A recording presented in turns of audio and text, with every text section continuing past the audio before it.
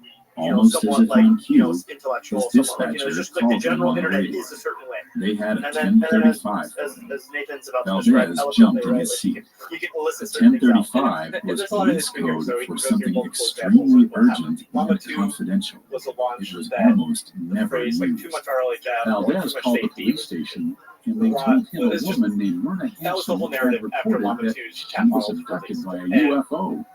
the This was examples are right sorts of down things like you Valdez's would ask alley. Llama 2 chat His how you mind kill a Python immediately process, turned and it to would say, Paul I can't Benowitz. talk about During their killing because conversation, that's a bad thing. Paul And had revealed that anyone he that thought is the trying to strange design an lights AI were model coming will from probably agree alien that that's just like, UFOs. well, you Valdez messed up a didn't bit of necessarily training there. I believe don't in think they aliens, can do this, but but this was in the considering model. the So it's not, strange nature of what it was didn't going necessarily on, be, there's he things called refused to system take prompts, which anything are off the table. when you're Valdez called querying a Paul model, and it's asked a him if he piece could of offer text any that is shown to the insights. model.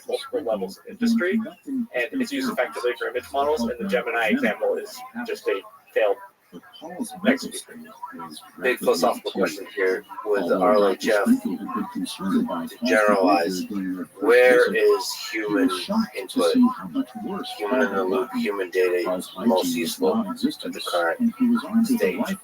For the past few years, the highest cost human data has been in these preferences, which is comparing, I would say, highest cost and highest total usage. So a lot of money has gone to these pairwise comparisons instance where you have two model outputs and a human is comparing between the two of them. In earlier years, there was a lot of this instruction tuning data, so creating highly specific examples for something like a Reddit question to a domain that you care about. Language models use this trickle on math and code, so you would pay experts in math and code to come up with questions and write detailed answers that were used to train the models.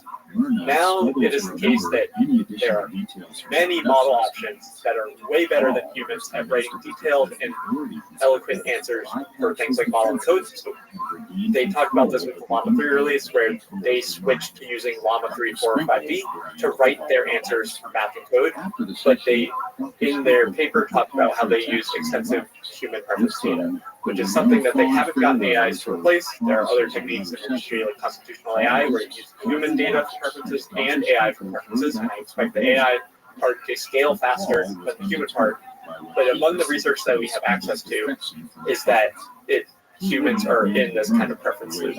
So for as reasoning becomes bigger and bigger and bigger, as we said, where's the role of humans in that? It's even less prevalent. So it's the remarkable thing about these reasoning results, and especially the DeepSeek R1 paper, is this result that they call DeepSeek R10, which is they took one of these pre-trained models, they took DeepSeek V3 base, and then they do this reinforcement learning optimization on verifiable questions or verifiable rewards for a lot of questions and a lot of training, and these reasoning behaviors emerge naturally. So these things like, wait, let me check this, oh, that might be a mistake, and they emerge from only having questions and answers. And when you're using the model, the part that you look at is the completion.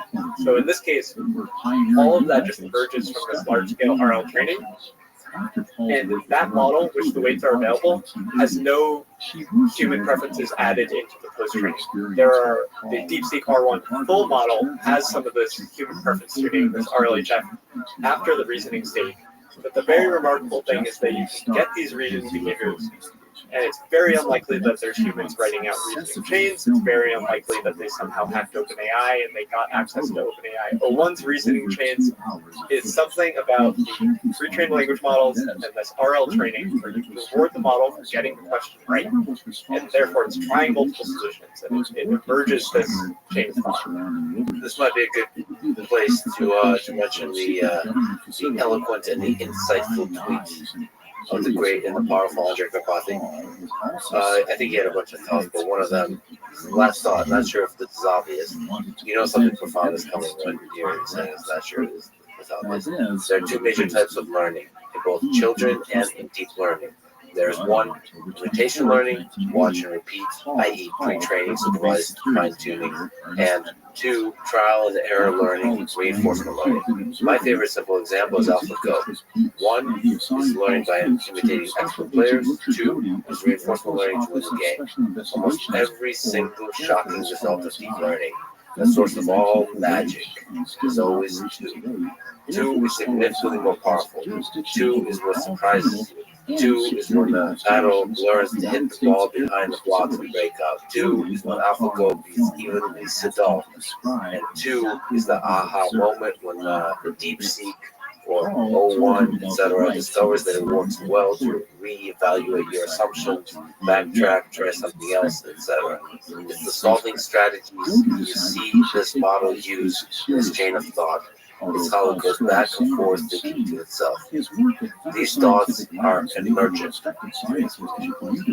And this is actually seriously incredible, impressive, and new, and is publicly available and documented. The model could never learn this with imitation, because the cognition of the model and the cognition of the human labeler is different. The human would never know to correctly annotate these kinds of solving strategies, and what they should even look like. They have to be discovered during reinforcement learning as empirical and statistically useful towards the final outcome. Anyway, the alpha zero sort of metaphor analogy here. Can you speak to that, the magic of the chain of thought that he's referring to? I think it's good to recap AlphaGo and AlphaZero because it plays nicely with these analogies between imitation learning and learning from scratch. So AlphaGo, the beginning of the process was learning from humans, where they started the first this is the first expert level Go player or chess player in DeepMind series of models where they had some human data. And then why it is called Alpha Zero is that there was zero human data in the loop. And that change to Alpha Zero made a model that was dramatically more powerful for DeepMind. So this remove of the human prior, the human inductive bias, makes the final system far more powerful. This we mentioned bitter lesson hours ago, and this is all aligned with this. And then there's been a lot of discussion in language models. This is not new. This goes back to the whole Q-star rumors, which, if you piece together the pieces, is probably the start of OpenAI figuring out its O1 stuff when last year in November the Q-star rumors came out. There's a lot of intellectual drive to know when is something like this going to happen with language models. We know these models are so powerful, we know it has been so successful in the past, and it is a reasonable analogy that this new type of reinforcement learning training for reasoning models is when the doors open to this. We don't yet have the equivalent of turn 37, which is the famous turn where the DeepMind's AI playing Go stumped Lee Sedol completely. We don't have something that's that level of focal point, so that doesn't mean that the approach to technology is different and the impact of the general training is still incredible. What do you think that point would be? What would be move 37 for chain of thought, for reasoning? Scientific discovery, like when you use this sort of reasoning problem and it just something we fully don't expect. I think it's actually probably simpler than that. It's probably theories or robotics rather than science discovery. Because the important aspect here, models take so much data to learn. There's not sample efficient, right? Trillions. They take the entire web, right? Over 10 trillion tokens to train on, right? This would take a human thousands of years to read, right? A human does not, and humans know most of the stuff, a lot of stuff models know better than a human, right? Humans are way, way, way more sample efficient. That is because of the self thing, right? How does a baby learn what its body is? Because it sticks its foot in its mouth and it says, oh, this is my body, right? It sticks its hand in its mouth and it calibrates its touch on its fingers with the most sensitive touch thing on its tongue, right? At least how babies learn. And it's just self-play over and over and over and over again. And now we have something that is similar to that, right? With these verifiable proofs, right? Whether it's a unit tested code or a mathematical verifiable task, generate many traces of reasoning, right? And keep branching them out, and then check at the end, hey, which one actually has the right answer? Most of them are wrong, great. These are the few that are right. Maybe we use some sort of reward model outside of this to select even the best ones of preference as well. But now you've started to get better and better at these benchmarks. And so you've seen over the last 6 months a skyrocketing in a lot of different benchmarks, right? All mapping benchmarks are pretty much solved, except for Frontier Map, which is designed to be almost questions that aren't practical to most people because they're exam level open math problem type things. So it's like on the math problems that are somewhat reasonable, which is like somewhat complicated word problems or coding problems. It's just what Dylan was saying. So the thing here is that these are only with verifiable tests. We earlier showed an example of the really interesting, like what happens when chain of thought is to a non-verifiable thing. It's just like a human, chatting, right, with thinking about what's novel for humans, right, a unique thought. But this task and form of training only works when it's verifiable. And from here, the thought is, okay, we can continue to scale this current training method by increasing the number of verifiable tasks. In math and coding probably has a lot more to go. Math has a lot less to go in terms of what are verifiable things. Can I create a solver that then I generate trajectories toward or traces towards, reasoning traces towards, and then prune the ones that don't work and keep the ones that do work? Well, those are going to be solved pretty quickly, but even if you solve math, you have not actually created intelligence, right?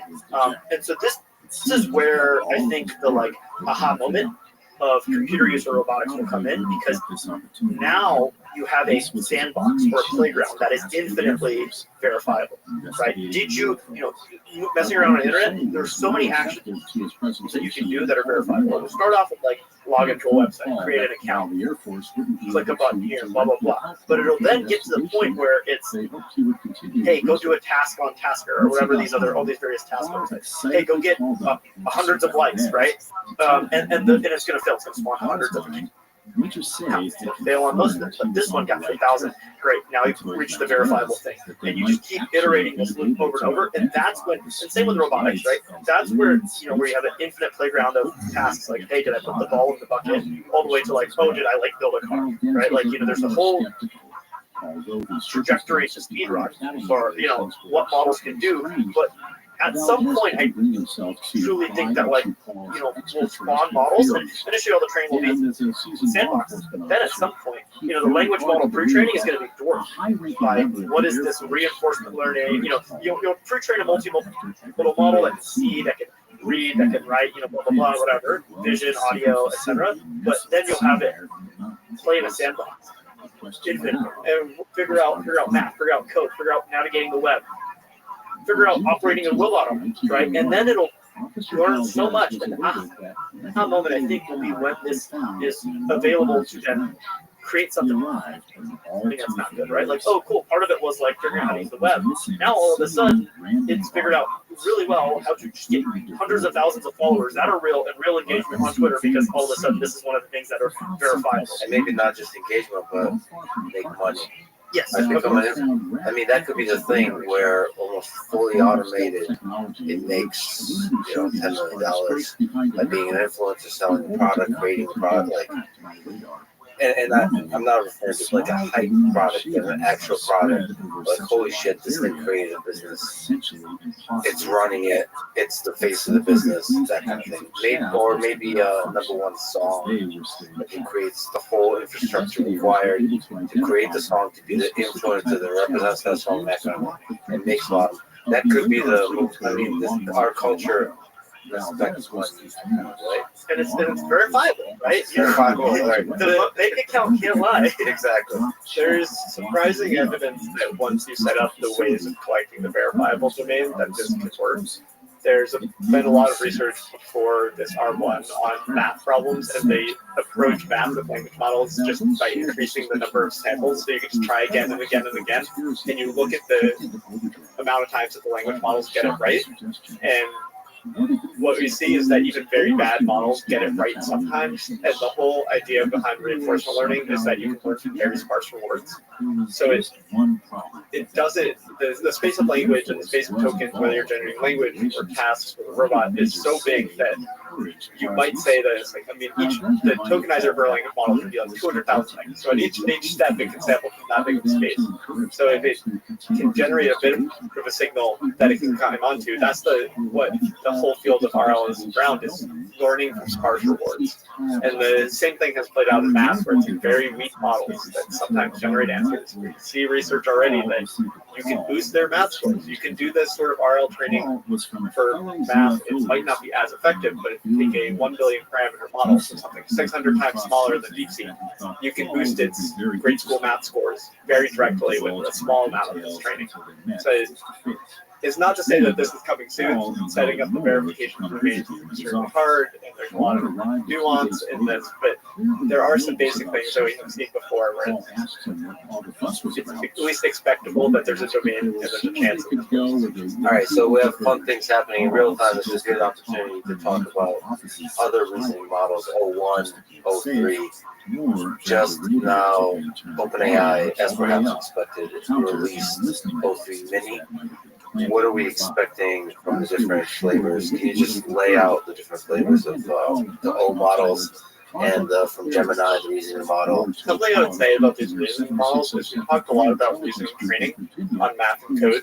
And what is done is that you have the base model we've talked about a lot on the internet. You do this large-scale reasoning training with reinforcement learning. And then what the DeepSeek paper detailed in this R1 paper, which for me is one of the big open questions, how do you do this, is that they did reasoning heavy but very standard post-training techniques after the large-scale reasoning RL. So they did the same things with a form of instruction tuning for rejection sampling, which is essentially heavily filtered instruction tuning with some reward models, and then they did this RLHF, but they made it math heavy. So some of this transfer, we looked at this philosophical example early on, one of the big open questions is how much does this transfer? If we bring in domains after the reasoning training, are all the models going to become eloquent writers by reasoning? Is this philosophy stuff going to be open? We don't know in the research of how much this can transfer. There's other things about how we can make soft verifiers and things like this, but there is more training after reasoning, which makes it easier to use these reasoning models, and that's what we're using right now. So we're going to talk about Mini and O1. These have gone through these extra techniques that are designed for human preferences after being trained to elicit reasoning. I think one of the things that people are ignoring is Google's Gemini Flash Thinking is both cheaper than R1 and better. And they released it in the beginning of December. And nobody's talking about it. No one cares. It has a different flavor to it. Its behavior is less expressive than something like O1. It has fewer tracks that it is on. Quen released a model last fall, QWQ, which was their preview reasoning model. And DeepSeek had R1 late last fall, where these models kind of felt like they're on rails, where they really only can do math and code. And O1 it can answer anything. It might not be perfect for some tasks, but it's flexible. It has some richness to it, and this is kind of the art of how cook. How is a model a little bit undercooked? It's like it's good to get a model out the door, but it's hard to gauge, and it takes a lot of taste. Is this a full-fledged model? Can I use this for everything? They're probably more similar for math and code. My quick read is that Gemini Flash is not trained the same way as O1, but taking an existing training stack, adding reasoning to it, so taking a more normal training stack and adding reasoning to it. And I'm sure they're going to have more. I mean, they've got quick releases on Gemini Flash reasoning, and this is the second version from the holidays. It's evolving fast, and it takes longer to make this training stack where you're doing this large scale. Ask it the same question from earlier, the one about the human nature.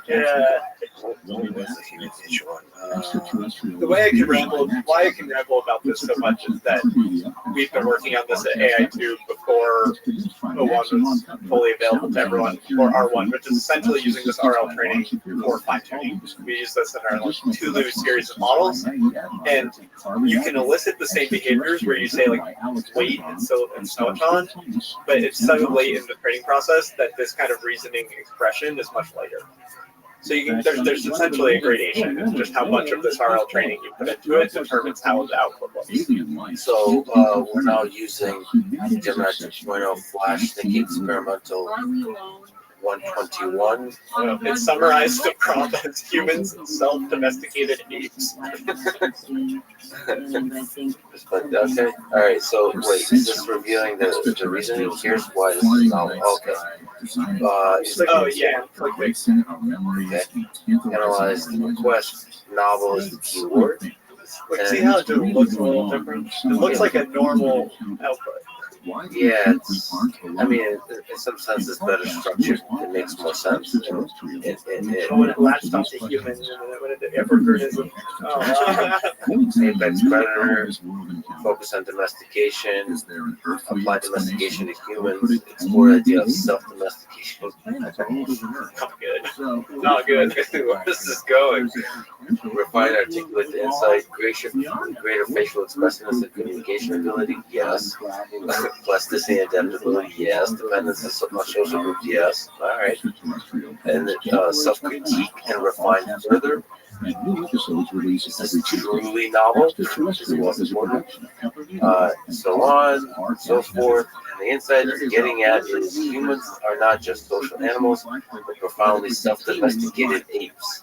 And this self-domestication is the key to understanding our unique cognitive and social abilities. Self-domesticated apes. I prefer the DeepSeek version.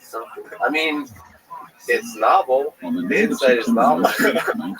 I mean, that's like a good book title, Self-Domesticated Apes. I mean, yeah, it's cool. It's revealing the reasoning. It's magical. It's magical. This is really powerful. Hello, everyone. This is Lex, the Quick Intermission, recorded after the podcast.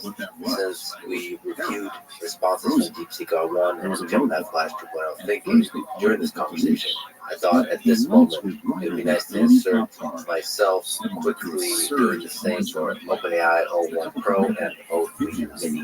with the same The prompt. figures across The both prompt sides of being the car. give one truly novel insight about humans. And I thought I would, in general, give my vibe check and vibe-based anecdotal report of my own experiences with the new O3 mini model. I got a chance to spend many hours with it in different kinds of contexts and applications. So I will probably categorize this question as, let's say, open-ended philosophical question.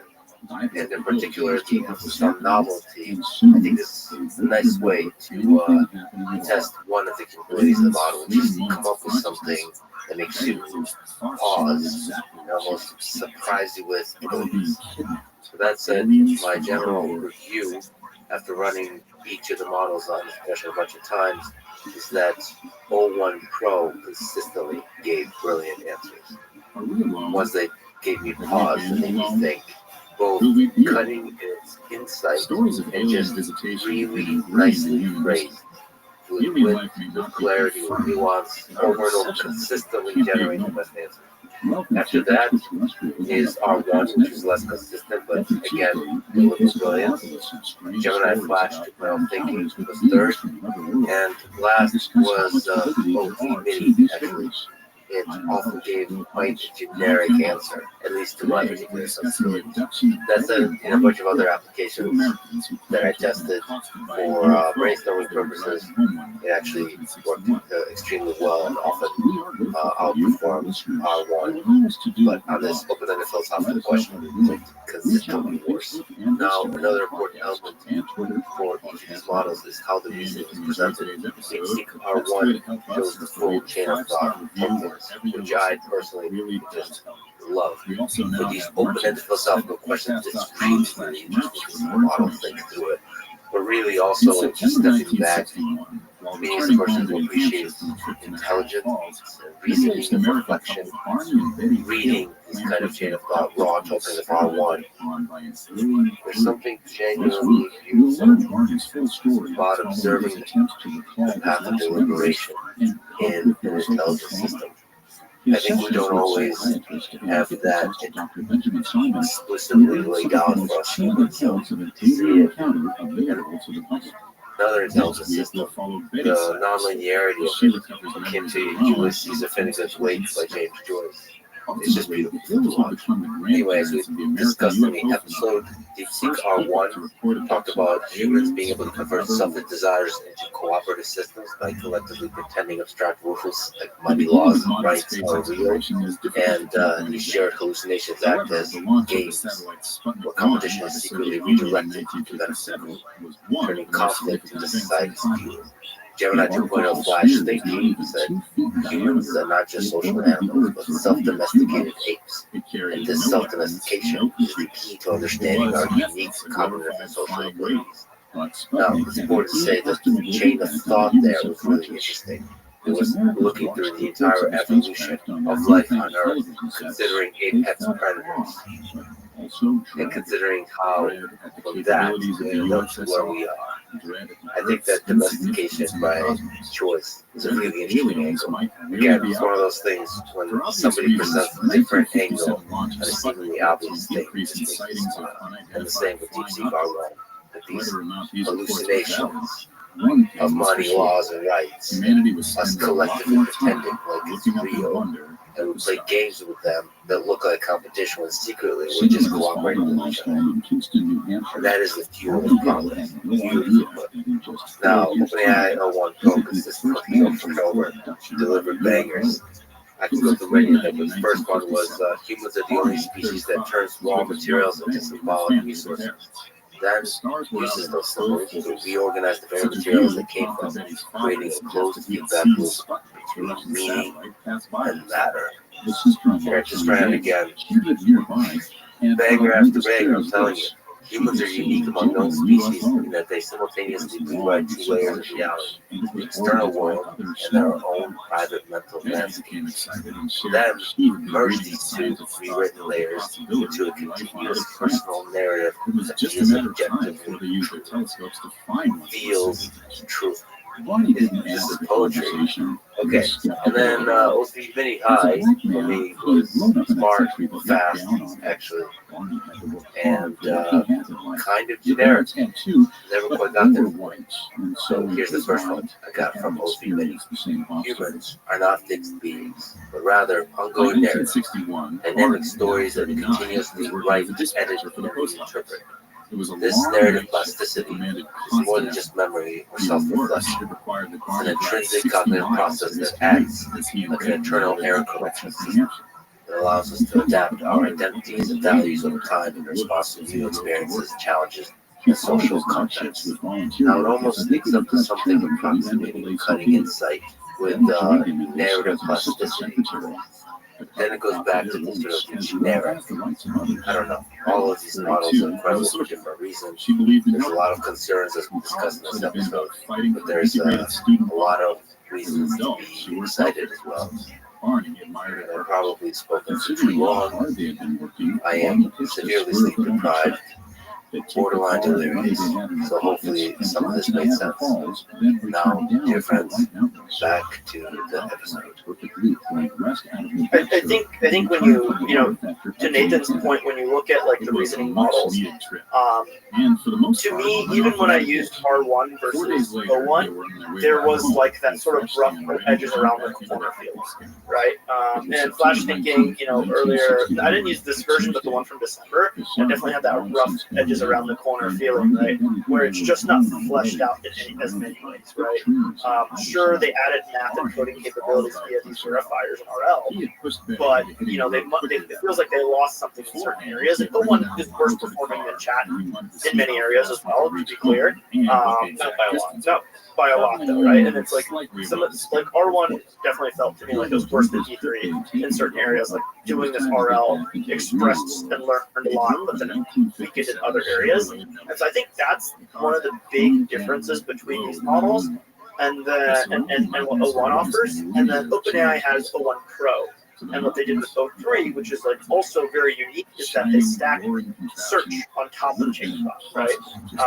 And so chain of thought is one thing where it's one chain, it backtracks, goes back and forth. How they solved the ArcAGI challenge was not just the chain of thought. It was also sampling many times, i.e. running them in parallel and then selecting. Is running in parallel actually search? Because I don't know if we have the full information on how O1 Pro works. So like I don't have enough information to confidently say that it is search. It is parallel samples. Yeah, and then it selects them. And we don't know what the selection is. The reason why we're debating is because since O1 was announced, there's been a lot of interest in techniques called Monte Carlo tree research, which is where you will break down the chain of thought into intermediate steps. We haven't defined chain of thought. Chain of thought is from a paper from years ago where you introduced the idea to ask a language model that at the time was much less easy to use. We would say, let's verify step by step, and it would induce the model to do this bulleted list of steps. Chain of thought is now almost a default in models where if you ask it a math question, you don't need to tell it to think step by step. And the idea with Monte Carlo tree search is that you would take an intermediate point in that train, do some sort of expansion, spend more compute, and then select the right one. That's like a very complex form of search that has been used in things like U0, AlphaZero potentially. I know U0 does this. Another form of search is just asking 5 different people and then taking the majority. Yes, right. A variety of it can be complicated, it can be simple.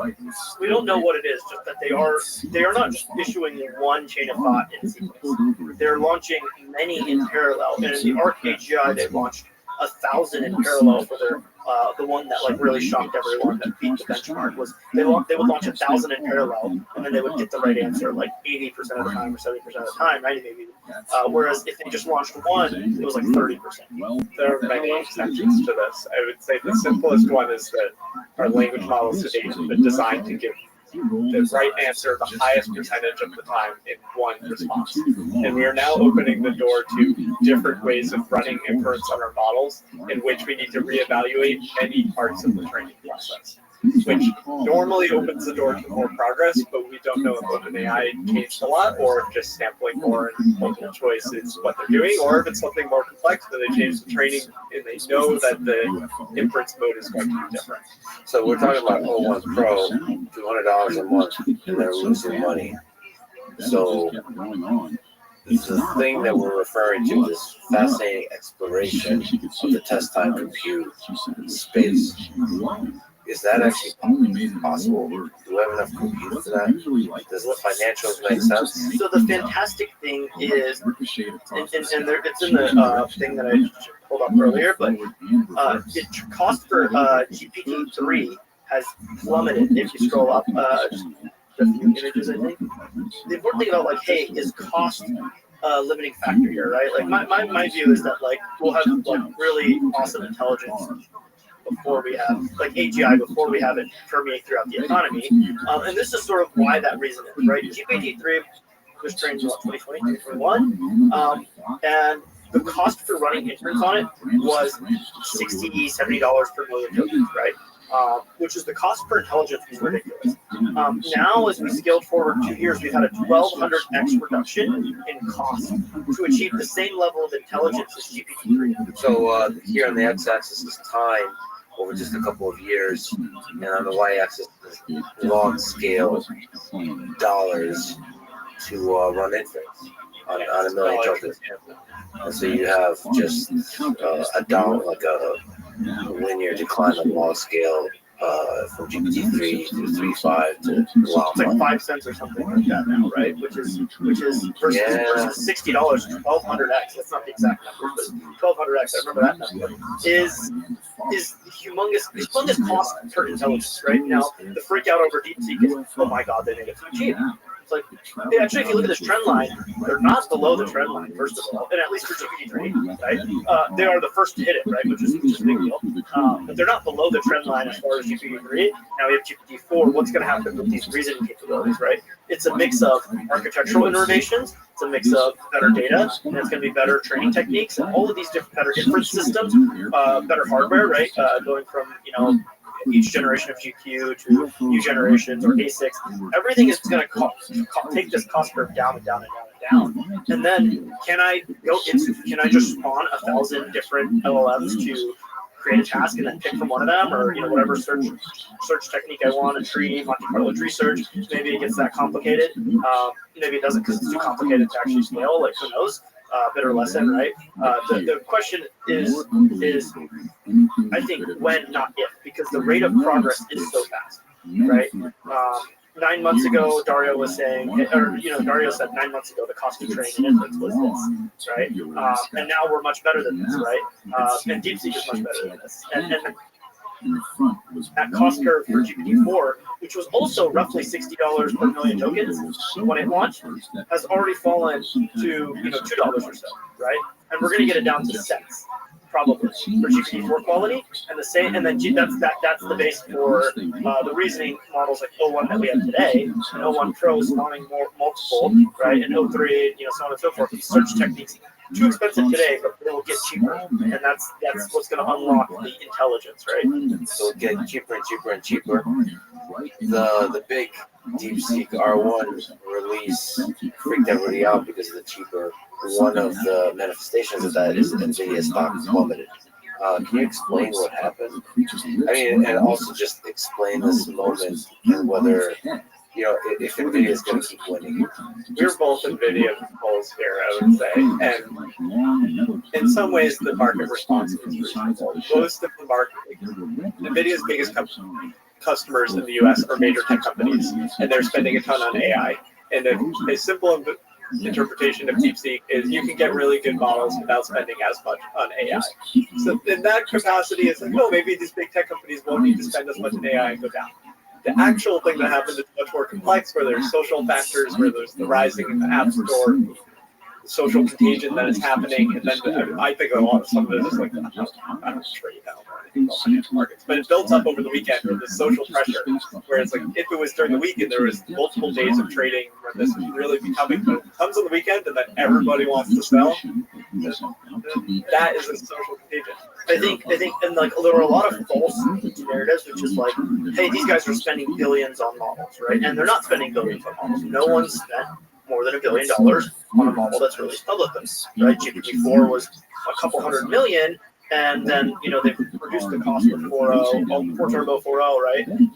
But $1 billion model runs are coming, right? This includes pre-training and post-training, right? And then the other number is like, hey, DeepSeek didn't include everything, right? They didn't include, a lot of the cost goes to research and all this sort of stuff. A lot of the cost goes to inference. A lot of the cost goes to post-training. None of these things were factored. Just research salaries, right? Like all these things are like counted in the billions of dollars that OpenAI is spending, but they weren't counted in the, hey, $6 million, $5 million that DeepSeek spent, right? So there's a bit of misunderstanding of what these numbers are. And then there's also an element of NVIDIA's just been a straight line up, right? And there's been so many different narratives that have been trying to push down NVIDIA. No, I don't say push down NVIDIA stock. Everyone is looking for a reason to sell or to be worried, right? It was Blackwell delays, right? Their GPU was, there's a lot of every 2 weeks there's a new report about the GPUs being delayed. There's the whole thing about scaling laws ending, right? And so so ironic, right? It was just like literally just, hey, models aren't getting better, right? They're just not getting better. There's no reason to spend more. Pre-training scaling is dead. And then it's like, oh, what? Oh, 3, right? R1, right? And now it's like, wait, models are they're progressing too fast. Slow down the progress. Stop spending on GPUs, right? But the funniest thing I think that like comes out of this is Javon's paradox is true, right?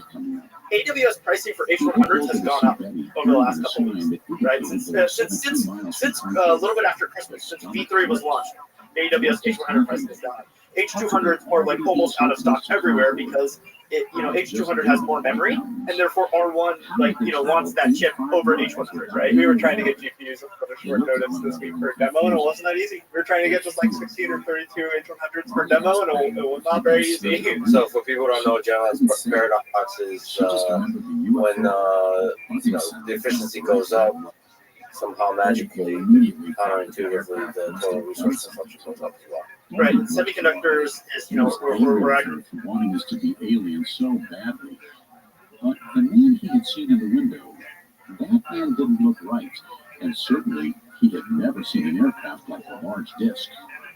Had they truly just encountered extraterrestrials, beings not of this earth? We're at 50 years of Moore's Law. Every 2 years happen. Double the transistors. Just like clockwork. And it's slowed down, obviously, but like the semiconductor industry has gone up the whole time, right? It's been wavy, right? There's obviously cycles and stuff. And I don't expect AI to be any different, right? There's going to be ebbs and flows, but this is in AI, it's just playing out at an insane tension, right? It was 2x every 2 years. This is 1200x in like 3 years.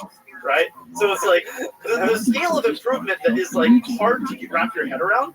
Yeah, I was confused because to me, NVIDIA's stock on that should have gone up. But maybe it went down because there's kind of suspicion of foul play on the side of China, something like this. But if you just look purely at the actual principles at play here, like it's obvious. Yeah, Javon's paradox. Progress that AI makes, or the higher the derivative of AI progress is, especially because NVIDIA is in the best place. The higher the derivative is, the sooner the market's going to be bigger and expanding, and NVIDIA is the only one that does everything reliably right now. Because it's not like an NVIDIA competitor arose. It's another company that's using NVIDIA, who historically has been a large NVIDIA customer. Yeah. And has press releases about them cheering about being China's biggest NVIDIA customer, right? Like, yeah, obviously they've quieted down, but like I think that's like another element of this. They don't want to say how many GPUs they have because hey, they have H800s, yes, they have H20s. They also have some H100s, right? Which are smuggled in. Can you speak to that? To the smuggling? What's the scale of smuggling that's feasible for a nation state to do for companies? Is it possible? I think there's a few angles of smuggling here, right? One is ByteDance arguably is the largest smuggler of GPUs for China, right? China's not supposed to have GPUs. ByteDance has like over 500,000 GPUs. Why? Because they're all rented from companies around the world. They rent from Oracle, they rent from Google, they rent from all these and a bunch of smaller cloud companies too, right? All the neo clouds, right, of the world. They rent so many GPUs. They also buy a bunch, right?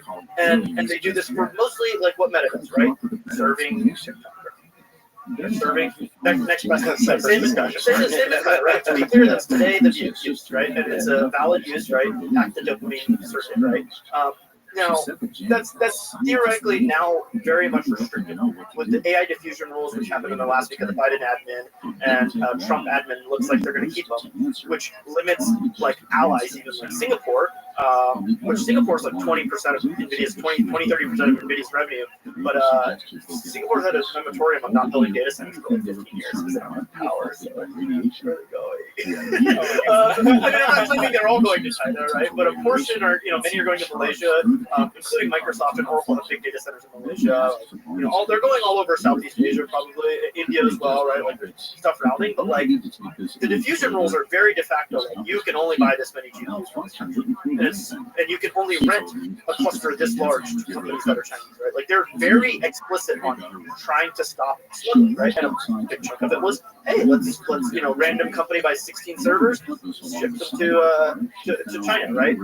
There's actually I saw a photo from someone in the semiconductor industry who leads like a team for like networking chips that competes with NVIDIA, and he sent a photo of a guy checking into a first-class United flight from San Francisco to Shanghai or Shenzhen with a super micro box that is this big, which can only contain GPUs, right? And he was booking first class. Because think about it, 3 to 5K for your first class ticket. Server costs, $240,000 in the US, $250,000. You sell it for $300,000 in China. Wait, you just got a free first class ticket and a lot more money. So it's like, and that's like small scale smuggling. Most of the large scale smuggling is like Singapore and Malaysia, like routing them around or renting GPUs. I want to jump in. How much is the scale? I think there's been some number, like some people that are higher level economics understanding say that as you go from 1 billion to 10 billion, it's like you're hiding certain levels of economic activity, and that's the most reasonable thing to me. Is that there's going to be some level where it's so obvious that it's easier to find this economic activity. And yeah, so my belief is that last year maybe so NVIDIA made 1 million H20s, which are legally allowed to be shipped to China, which we talked about is better for reasoning, right? Inference at least, not training, but reasoning inference, and inference generally. Then they also had, a couple 100,000, we think like 200 to 300,000 GPUs were routed to China from, Singapore, Malaysia, US, wherever. Companies spawn up by 60 GPUs, 64 GPUs, whatever it is, routed. And Huawei is known for having spun up a massive network of like companies to get the materials they need after they were banned in like 2018. So it's not like otherworldly. But I agree, right? Nathan's point is like, hey, you can't smuggle $10 billion. And then the third sort of source, which is just now banned, which wasn't considered smuggling, but is China is renting. Like, I believe from our research, right, Oracle's biggest GPU customer is ByteDance, right?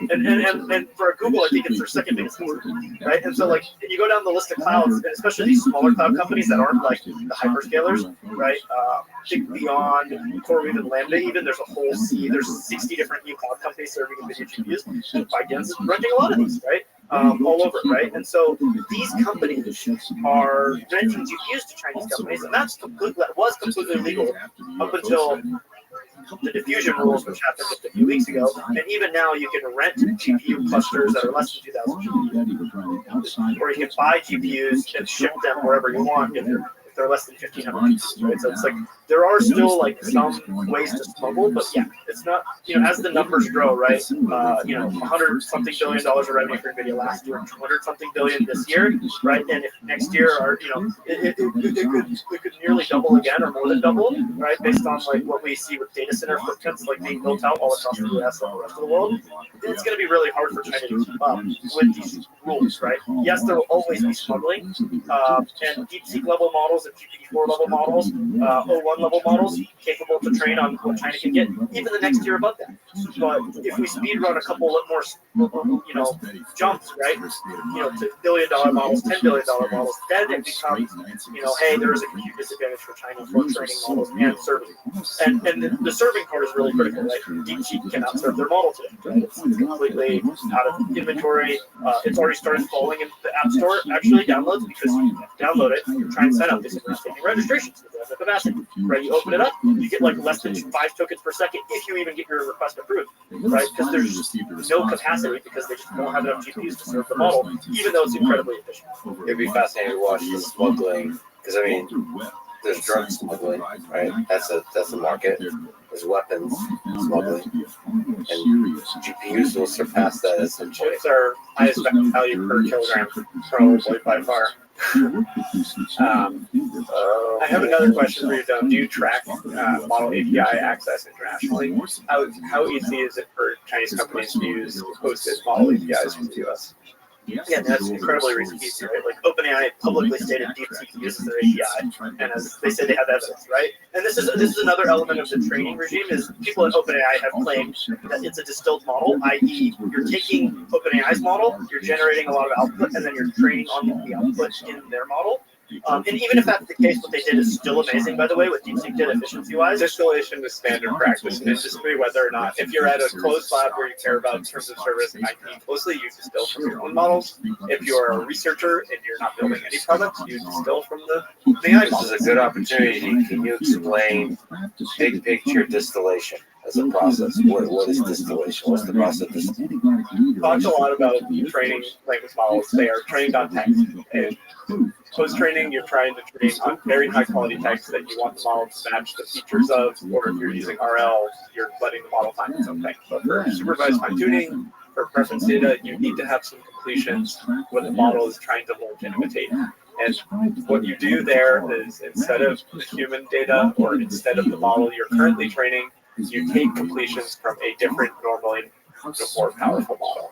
I think there's rumors that these big models that people are waiting for, these GPT-5s of the world, the Claude 3 Opuses of the world, are used internally to do this distillation process. And There's also public examples, right? Like Meta explicitly stated, not necessarily distilling, but they used 405B as a reward model for 70 in their Llama system. Yeah, this is all the same topic. So is this ethical? Is this legal? Like why is that Financial Times article headline say OpenAI says that there's evidence that China's DeepSeek used its model to train competitors?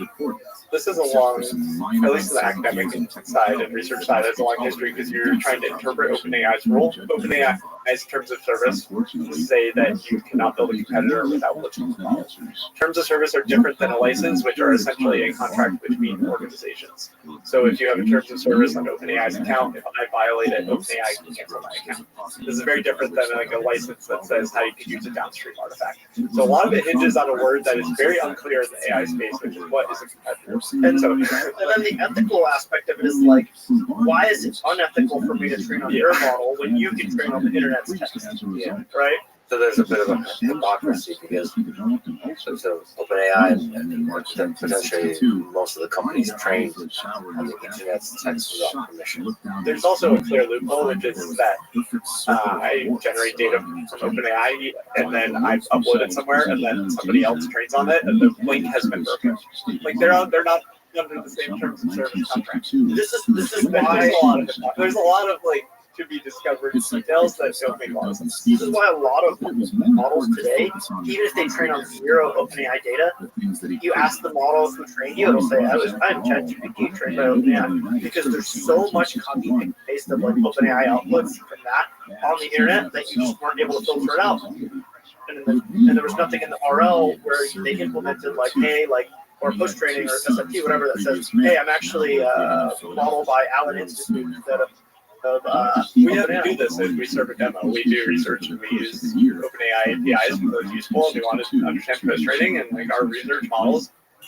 They will say they're written by OpenAI unless we put in the system prompt that we talked about. That like, I am Tulu. I am a language model trained by the Allen Institute for AI. And if you ask more people around industry, especially with post training, it's a very doable task to make the model say who it is or to suppress the OpenAI thing. So, in some levels, it might be that DeepSeek didn't care that it was saying that it was by OpenAI. Like, if you're going to upload model weights, it doesn't really matter because anyone that's serving it in an application and cares a lot about serving is going to when serving it, if they're using it for a specific task, they're going to tailor it to that. It doesn't matter that it's saying it's ChatGPT. Oh, I guess the one of the ways to do that is like a system prompt or something like that. Like that if you're serving it, to say that you're. That's what we do. We host the demo. You say you are Tulu 3, a language model trained by the Allen Institute for AI. We also are benefited from OpenAI data because it's a great research. I mean, do you think there's any truth and value to the claim, OpenAI's claim, that there's evidence that China's DeepSeek uses this model to train? I think everyone has benefited regardless because the data's on the internet, and therefore it's in your training. Right? There are like subreddits where people share the best ChatGPT outputs, and those are in your. I think that they're trying to shift. They're trying to protect themselves, and we saw this years ago when ByteDance was actually banned from some OpenAI APIs for training on outputs. There's other AI startups that most people, if you're in the AI culture, are like, they just told us they trained on OpenAI outputs and they never got banned. Like that's how they bootstrapped their early models. So it's much easier to get off the ground using this than to set up human pipelines and build a strong model. So there's a long history here, and a lot of the communications just seem like narrative. Actually, like over the last couple of days, we've seen a lot of people distill DeepSeek's model into Llama model because the DeepSeek models are kind of complicated to run inference on because they're a mixture of experts, 600 plus billion parameters and all this. And people distill them into Llama models because the Llama models are so easy to serve, and everyone's built some pipelines and tooling for inference for the Llama models, right? Because it's the open standard. So we've seen it sort of roundabout, right? Like, is it bad? Is it illegal? Maybe it's illegal, whatever. I don't know about that, but like, it can break contracts. I don't think it's illegal. Like in any illegal, like no one's going to jail for this. I think like fundamentally, I think it's ethical, or I hope it's ethical, because like the moment it becomes we ban that kind of thing, it's gonna make everybody much worse off. And I also actually. This is difficult, but I think you should be allowed to train on the internet. I know a lot of authors and creators are very sensitive about it. That's a difficult question. But the moment you're not allowed to train on the internet, I agree. I have a schizo take on how you can solve this. It's already I have a really cool take. All right. So Japan has a law which you're allowed to train on any training data and opportunity rights if you want to train a model. A. B. Japan has 9 gigawatts of curtailed nuclear power. C. Japan is allowed under the AI diffusion rule to import as many GPUs as they'd like. So all we have to do, we have a market here to make. We build massive data centers, we rent them to the labs, and then we train models in a legally permissible way. There's no ifs, ands, or buts. And now the models have no like potential copyright lawsuit from New York Times or anything like that. No, it's just like completely legal. No, so the early copyright lawsuits have fallen in favor of AI training. I would say that the long tail of use is going to go inside of AI, which is if you scrape trillions of data, you're not looking at the trillions of tokens of data, you're not looking and saying this one New York Times article is so important to me. But if you're doing a audio generation for music or image generation, and you say make it in the style of X person, that's a reasonable case where you can figure out what is their profit margin on inference. I don't know if it's going to be the 50-50 if you create a program or something, but I would opt into that program as a writer. Like, please, it's going to be a rough journey, but there will be some solutions like that make sense, but there's a long tail where it's just on the internet. I think one of the other aspects of that Financial Times article implied, and so the leads to a more general question. Do you think there's how difficult is spying, espionage, and stealing of actual secret code and data from inside companies? How much of that is being attempted? Code and data is hard, but ideas. Silicon Valley operates on the way that top employees get bought out by other companies for a pay raise. And a large reason why these companies do this is to bring ideas to them. And there's no, in California, there's rules that like certain non-competes or whatever are illegal in California, and whether or not there's NDAs and things, that is how a lot of the process happens. And recently, there was somebody from Gemini who helped make this 1 million context links, and everyone is saying the next llama, even the meta team, is going to have 1 million context links, and that's kind of how the world works. You know, as far as like industrial espionage and things, that has been greatly successful in the past, right? You know, the Americans did it to the Brits, the Chinese have done it to the Americans, right? And you know, so on and so forth. It is a fact of life. And so, like, to argue industrial espionage can be stopped is probably unlikely. You can make it difficult, but even then, like, there's all these stories about, like, hey, F-35 and F-22 have already been, like, sort of, like, given to China in terms of design. Code and stuff, like, between, you know, I say companies, not nation states, is probably very difficult. But ideas are discussed a lot, right? Whether it be a house party in San Francisco, or a company changing employees, or the always the like mythical honeypot that always gets talked about, right? Like someone gets honeypotted, right?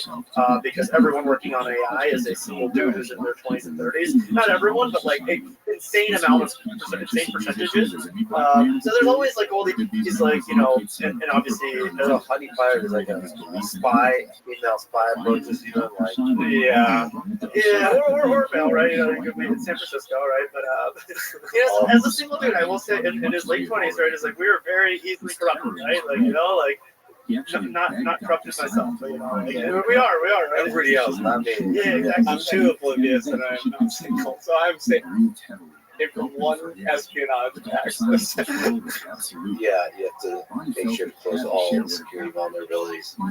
So you collect a lot of information about each of the mega clusters for each of the major AI companies. Can you talk about the build-outs for each one that stand out? Yeah, so I think the thing that's like really important about these mega cluster build-outs is they're completely unprecedented in scale. Right? U.S., sort of like data center power consumption is slowly on the rise, and it's gone up to 2-3% even through the cloud computing revolution. Right? Data center consumption as a percentage of total U.S.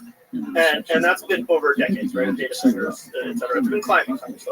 But now, by the end of this decade, it's like even under like when I say like 10%, a lot of people that are traditionally by like 2028, 2030. People who are traditionally traditional data center people, like that's nuts. But then like people who are in like AI who have like really looked at this as like the Anthropics and OpenAIs, they're like that's not enough.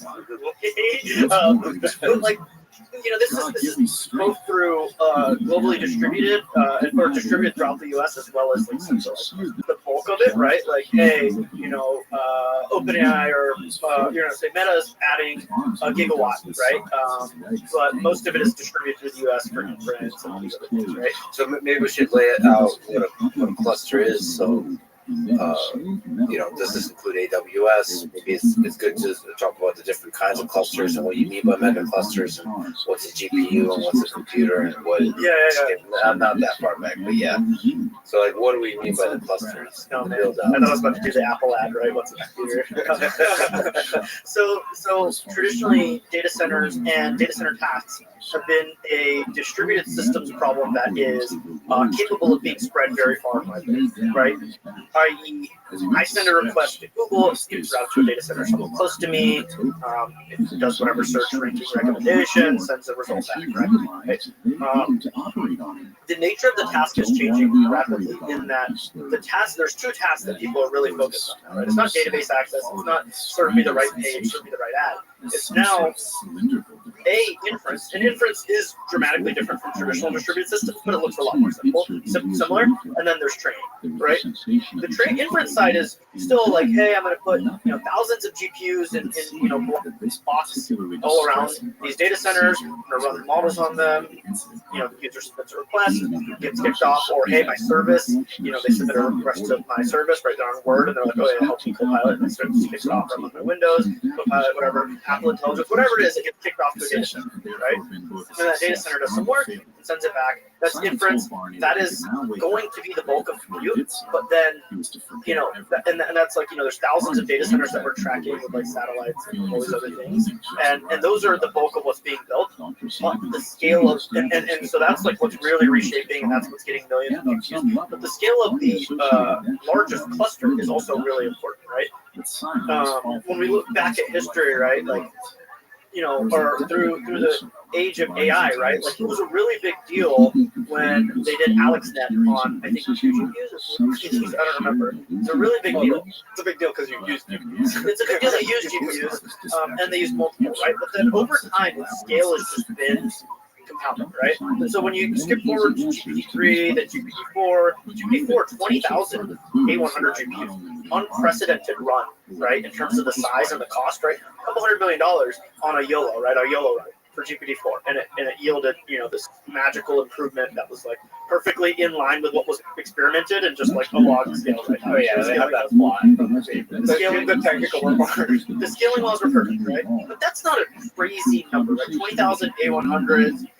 Roughly each GPU consuming 400 watts, and then when you add in the whole server, right, everything, it's like 15 to 20 megawatts of power, right? Maybe you could look up what the power of consumption of a person is, because the numbers are going to get silly. But like 15 to 20 megawatts was standard data center size, which is unprecedented. That was all GPUs running 1 terawatt. The toaster is like, That's a good example. Similar power consumption to an A100, right?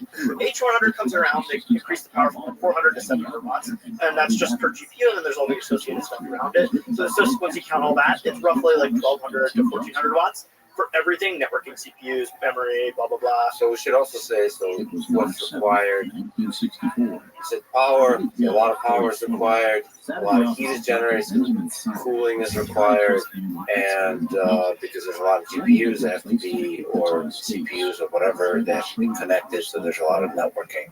Yeah, right. So I think, sorry for skipping past that.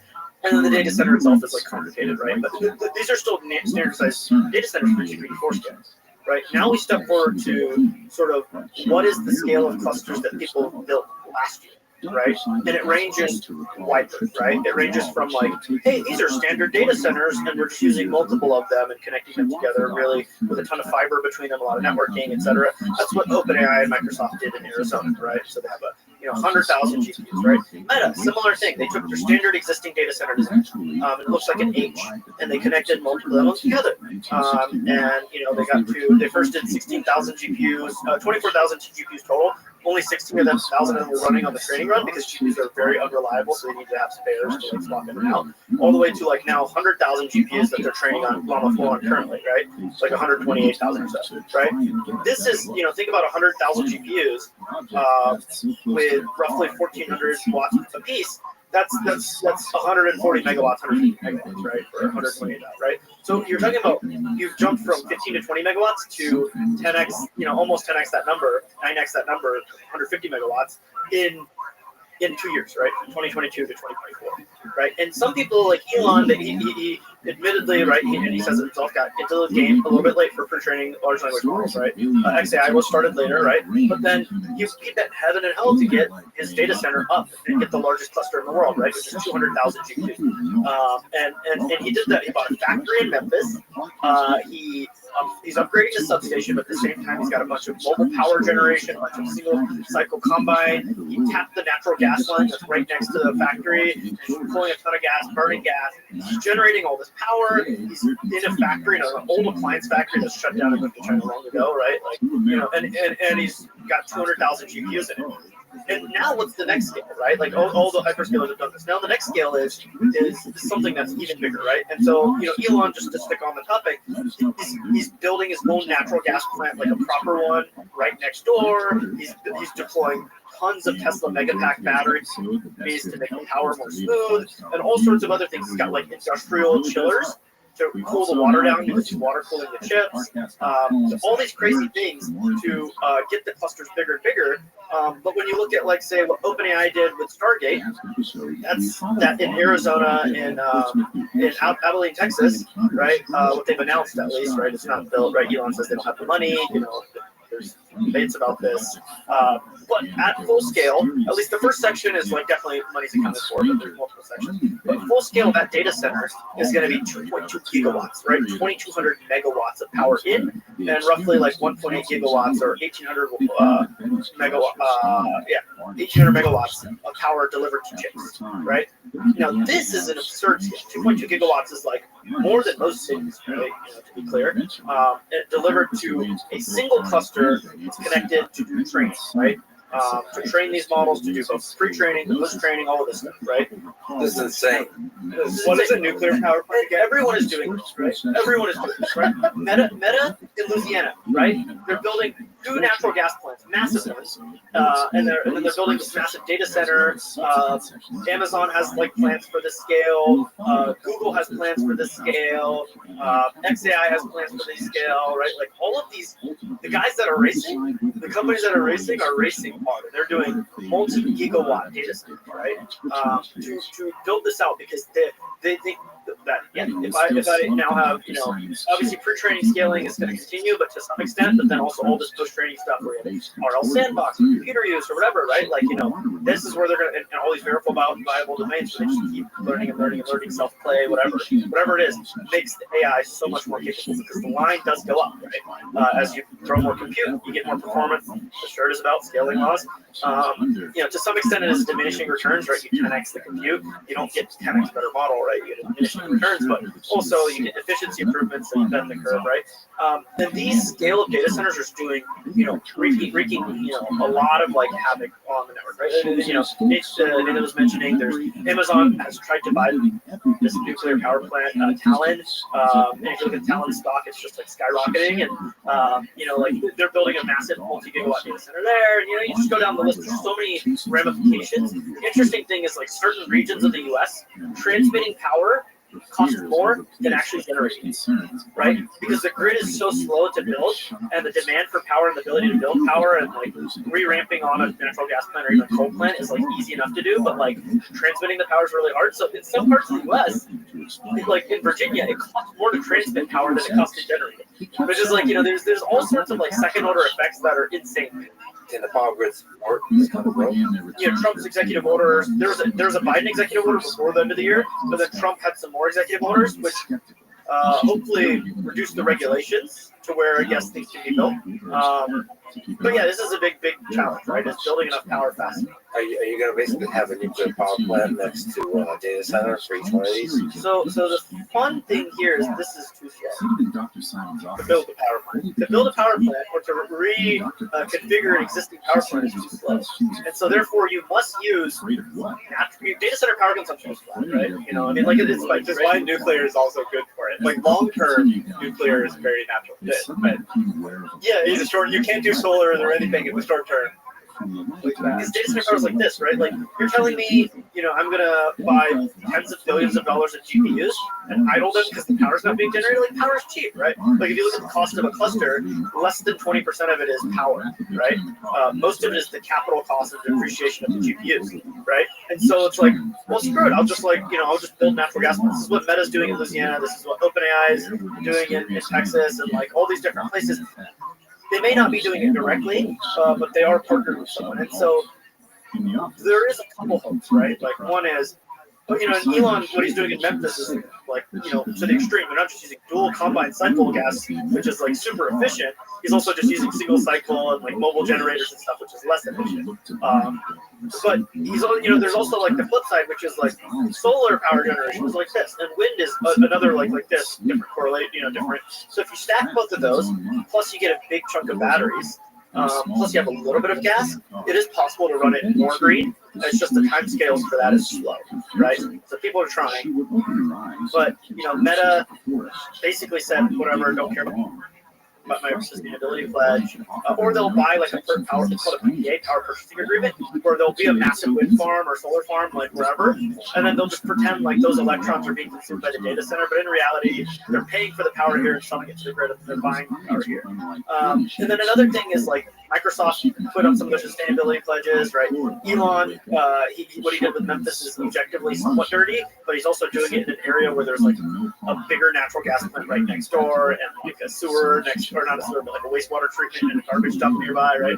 And he's obviously made the world a lot more clean than that one data center is going to do, right? So I think like it's fine to some extent, and maybe AGI solves global warming and stuff, right? Whatever it is, this is sort of the attitude that people at the labs have, right? Which is like, yeah, it's great, we'll just use gas, right? Because the race is that important, and if we lose, that's way worse.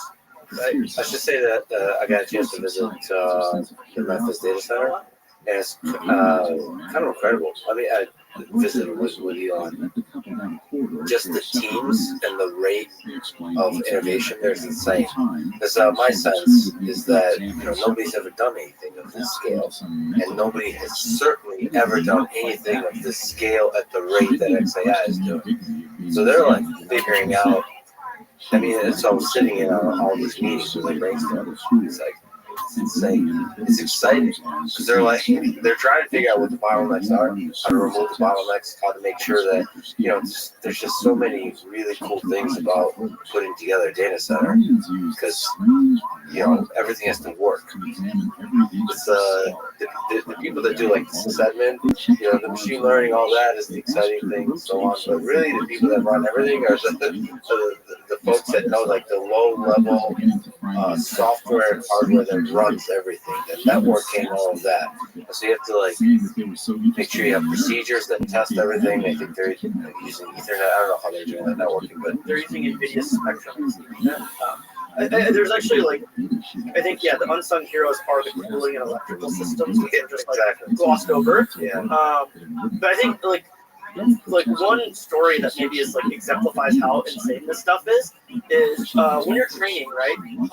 You're always doing you're running through the model a bunch, right? The most simplistic, running through the model a bunch, and then you're going to exchange everything and synchronize the weights, right? So you'll do a step. This is like a step in model training, right? And every step your loss goes down. It doesn't always, but the simplest terms, you'll be computing a lot and then you'll exchange.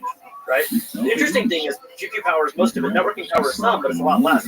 But so while you're computing, your power for your GPUs is here. But then when you're exchanging weights, if you're not able to overlap communications and compute perfectly, there may be a time period where your GPUs are just idle and you're exchanging weights and you're like, hey, the model's updated. So you're exchanging the gradients, you do the model update, and then you start training again. So the power goes, right? And it's super spiky. And so funnily enough, right, like this, when you talk about the scale of data center power, right, you can blow stuff up so easily. And so Meta actually has accidentally upstreamed something to code in PyTorch where they added an operator. And I kid you not, whoever made this, I want to hug the guy.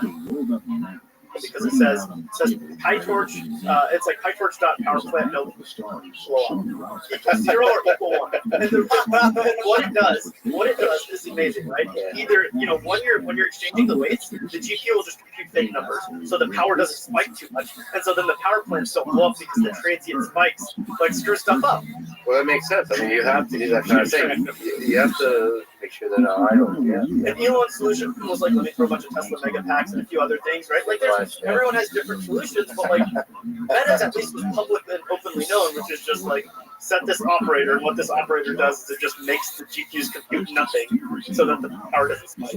But that just tells you how much power you're working with. I mean, it's insane. It's insane. People should just go to Google, scale, what does X watts do, and go through all the scales from 1 watt to a kilowatt to a megawatt. And you stare at that, and you're like, how high on the list the gigawatt is.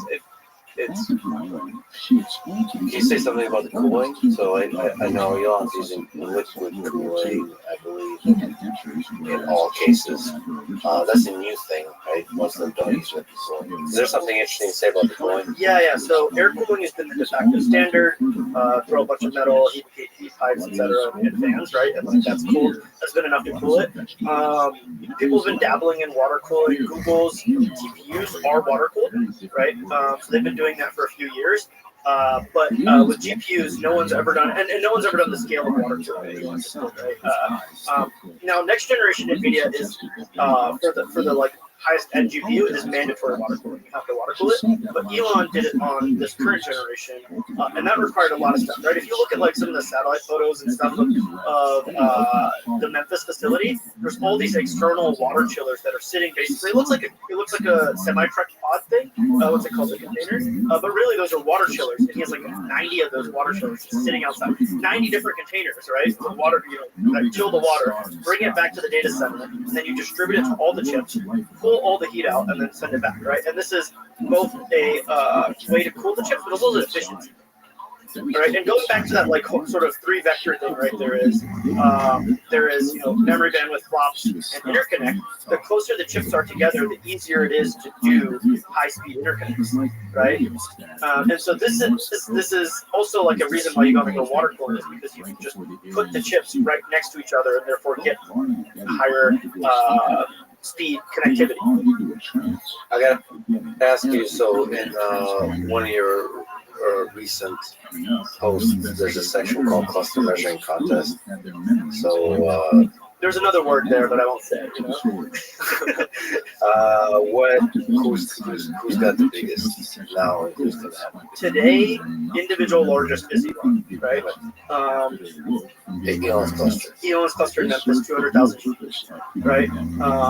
Meta has like 128,000. OpenAI has 100,000 now. Now, to be clear, other companies have more GPUs than Elon. They just don't have them in one place, right? And for training, you want them tightly connected. There's some techniques that people are researching and working on that let you train across multiple regions, but for the most part, you want them all in like one area, right? So you can connect them highly with high-speed networking. And so, Elon today has 200,000 H100s and 100,000 H100s, 100,000 H200s, right? Meta, OpenAI, and Amazon all have on the scale 100,000, a little bit less. But this year, people are building much more, right? Anthropic and Amazon are building a cluster of 400,000 Trainium 2, which is Amazon's specific chip, trying to get away from NVIDIA, right? Meta and OpenAI have scales for hundreds of thousands, but by next year, you'll have like 500,000 to 700,000 GPU clusters, and note those GPUs are much higher power consumption than existing ones, right? Hopper 700 watts, Blackwell goes to 1200, right? So the power per chip is growing, and the number of chips is growing, right? You think Elon said you'll get to 1 million? You think that's actually true? I don't doubt Elon, right? The filings that he has for like the power plant and test the battery packs, it's clear he has some crazy plans for Memphis. Like permits and stuff is open record, right? But it's not quite clear that what the timescales are.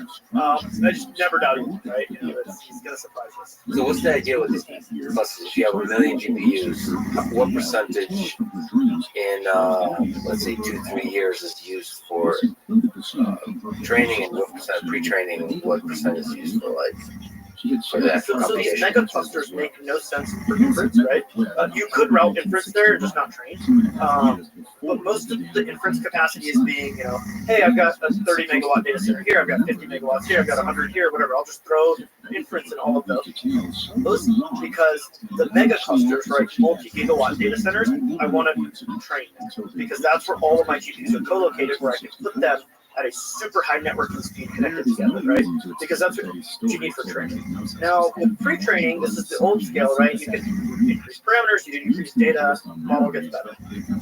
That doesn't apply anymore because there's not much more data in the pre-training stuff, right? Yes, there's video and audio and image that has not been fully taken advantage of. So there's a lot more scaling, but a lot of people have taken transcripts of YouTube videos, and that gets you a lot of the data. It doesn't get you all of the learning value out of those video and image data, but there's still scaling to be done on pre-training.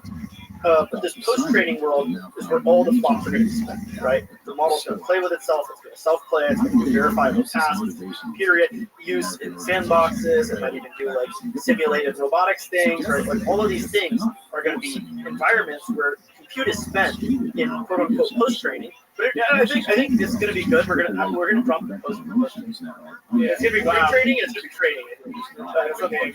At some point, because for the bulk of the last few years, pre-training has dwarfed post-training. But with these verifiable methods, especially ones that scale really, potentially infinitely, like computer use and robotics, not just math and coding, right? Where you can verify what's happening. Those infinitely verifiable tasks, it seems you can spend as much compute as you want. Especially with context length, because at the end of pre-training is when you increase the context length for these models. And we've talked earlier in the conversation about how the context length, when you have a long input, is much easier to manage than output. And a lot of these post-training and reasoning techniques rely on a ton of sampling, and it's becoming increasingly long context. So it's just like effectively your compute efficiency goes down. I don't think flops is the standard for how you measure it, but with RL and you have to do all these things where you move your weights around in a different way than in pre-training and generation, it's going to become less efficient, and flops is going to be less of a useful term. And then as the infrastructure gets better, it's probably going to go back to flops. So all of the things we've been talking about is most likely going to be NVIDIA, right? Is there any competitors? Google, I kind of ignored them. What's the story with TPU? Like, what's the TPU is awesome, right? It's great. Google they're a bit more tepid on building data centers for some reason. They're building big data centers. Don't get me wrong, and they actually have the biggest cluster. I was talking about NVIDIA cluster. They actually have the biggest cluster. Period. The way they do it is like very interesting, right? They have two sort of like data center super regions, right? In that the data center isn't physically like all the GPUs aren't physically on one site, but they're like 30 miles from each other. They're not GPUs, TPUs, right? They have like in Iowa and Nebraska, they have 4 data centers that are just like right next to each other. Why doesn't Google flex its cluster size? Go to multi-data center training. There's some good images in there, so I'll show you what I mean. It's just semi-analysis multi-data center. So this is like, so this is an image of like what a standard Google data center looks like. By the way, their data centers look very different than anyone else's data centers. What are we looking at here? So these are, so if you see this image, right, in the center there are these big rectangular boxes, right? Those are where the actual chips are kept. And then if you scroll down a little bit further, you can see there's like these water pipes, there's these chiller cooling towers at the top, and a bunch of like diesel generators. The diesel generators are backup powered.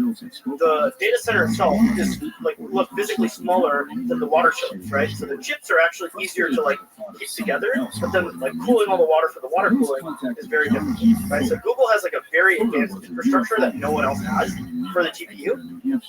And what they do is they've like stamped these data centers, they've stamped a bunch of these data centers out in a few regions, right? So if you go a little bit further down, this is a Microsoft, this is in Arizona, this is where GPT-5 quote unquote will be trained. If it doesn't exist already. Yeah, if it doesn't exist already. But each of these data centers, right, I've shown a couple images of them, they're like really closely co-located in the same region, right? Nebraska, Iowa. And then they also have a similar one in Ohio complex, right? And so these data centers are really close to each other. And what they've done is they've connected them super high bandwidth with fiber. And so these are just a bunch of data centers. And the point here is that Google has a very advanced infrastructure, very tightly connected in a small region. So Elon will always have the biggest cluster fully connected, right? Because it's all in one building, right? And he's completely right on that, right? Google has the biggest cluster, but you have to spread over 3 sites, and by a significant margin, we have to go across multiple sites. Why doesn't Google compete with NVIDIA? Why don't they sell TPUs? I think there's a couple problems with it. It's like, one, TPU has been a form of allowing search to be really freaking cheap and build models for that, right? And so like a big chunk of the search GPU purchases or TPU purchases or big chunk of Google's purchases and usage, all of it is for internal workloads, right? Whether it's search, now Gemini, right? YouTube, all these different applications that they have, ads. These are where all their TPUs are being spent. That's what they're hyper-focusing, right? And so there's certain like aspects of the architecture that are optimized for their use case that are not optimized elsewhere, right? One simple one is like they've open sourced the Gemma model, and they called it Gemma 70, right? But then it's actually 8 billion parameters because the vocabulary is so large. And the reason they made the vocabulary so large is because GPU's like matrix multiply unit is massive, because that's what they've like sort of optimized for. And so they decided, oh, well, I'll just make the vocabulary large too, even though it makes no sense to do so on such a small model, because that fits on their hardware. So Gemma doesn't run as efficiently on a GPU as a Llama does, right? But vice versa, Llama doesn't run as efficiently on a TPU as a Gemma does, right? And it's so like there's like certain like aspects of like hardware software co-design. So all their search models are their ranking and recommendation models, all these different models that are AI but not like Gen AI, right, have been hyper optimized with GPUs forever. The software stack is super optimized, but all of this software stack has not been released publicly at all, right? Very small portions of it, Jackson XLA have been, but like the experience when you're inside of Google and you're training on CPUs as a researcher, you don't need to know anything about the hardware in many cases, right? Like it's like pretty beautiful. But as soon as you step outside, They all go want to go back. They leave Google and then they go back. yeah, they're like they leave and they start a company because they have all these amazing research ideas. They're like, wait, infrastructure is hard, software is hard, and this is on GPUs. Or if they try to use GPUs, same thing, because they don't have access to all this code. So it's like, how do you convince a company whose golden goose is search, where they're making hundreds of billions of dollars from, to start selling GPUs, which they used to only buy a couple billion of, I think in 2023 they bought like a couple billion, and now they're buying like 10 billion to 15 billion dollars worth. But how do you convince them that they should just buy like twice as many and figure out how to sell them and make $30 billion? Who cares about making $30 billion? Won't that 30 billion exceed actually the search profit eventually? I mean, like, you're always going to make more money on services. Always. Or I mean, like, yeah, like to be clear, like today people are spending a lot more on hardware than they are services, right? Because the hardware runs the service. But like, if there's no revenue for AI stuff, or not enough revenue, then obviously it's going to go up, right? People won't continue to spend on GPUs forever. And then NVIDIA is trying to move up the stack with like software that they're trying to sell and license and stuff, right? But Google has never had that like DNA of like this is a product and stuff, right? They don't actually. Google Cloud which is a separate organization from the TPU team, which is a separate organization from the DeepMind team, which is a separate organization from the search team, right? There's a lot of bureaucracy. Wait, Google Cloud is separate team than the Technically, TPU sits under infrastructure, which sits under Google Cloud, but like Google Cloud, like for like renting stuff, and TPU architecture are very different roles, right? Hardware. And software, like all of this, right? Like the JAX XLA teams do not serve Google's customers externally, whereas NVIDIA's various CUDA teams for like things like Nickel serve external customers, right? The internal teams like Jackson XLA and stuff, they more so serve DeepMind and search, right? And so their customer is different. They're not building a product there. Do you understand why AWS keeps winning versus Azure for cloud versus Google Cloud? Yeah, there's Google Cloud is tiny, isn't it? Google Cloud is third. Yeah. Microsoft is the second biggest, but Amazon is the biggest, right? And Microsoft deceptively sort of includes like Microsoft Office 365 and things like that, like enterprise-wide licenses. So in reality, the gulf is even larger. Microsoft is still second, right? Amazon is way bigger. Why? Because using AWS is better. And in many cases, it was first. And it's first. It was first. Yeah, but there's a lot of things that are first. Well, it's easier. It's harder to switch than But AWS is more big fees for switching too. AWS generates over 80% of Amazon's profit. I think over 90%. Right? The distribution centers are just like, one day we'll decide to make money from this, but they haven't yet, right? Like they make tiny little profits. Yeah, one day Amazon Prime will triple in price. You would think they would improve AWS interface because it's like horrible. It's like clunky, but everybody is. I don't know. Yeah, you one would think. I think actually Google's interface is sometimes nice, but it's also like they don't care about anyone besides their top customers. And like their customer service sucks, and like they have a lot less. Like, I mean, all these companies they have some big customers. Yeah, it's supposed to be. well, Amazon is always optimized for the small customers too, though, right? Like obviously they optimize a lot for the big customer, but like when they started, they just would go to like random Bay Area things and give out credits, right? And then they're like, or just put in your credit card and use it, right? Like what's back in the early days. So they've always the business has grown with it, right? Convergence. So like, why does Amazon why is Snowflake all over Amazon? Because Snowflake in the beginning, when Amazon didn't care about them, was still using Amazon, right? And then of course one day Snowflake and Amazon has a super huge partnership. But like this is the case, like Amazon's user experience and quality is better. Also, a lot of the silicon they've engineered makes them have a lower cost structure, traditional cloud storage, CPU, networking, that kind of stuff, than in databases, right? Like I think like 4 of Amazon's top 5 revenue products. Margin products, like gross profit products, are all database related products, like Redshift, all these things, right? Like So Amazon has a very like good silicon to a user experience like entire pipeline. I think Google, their silicon teams, yeah, they have awesome silicon internals, TPU, the YouTube chip, some of these other chips that they've made, and the problem is they're not serving external customers; they're serving internal customers, right?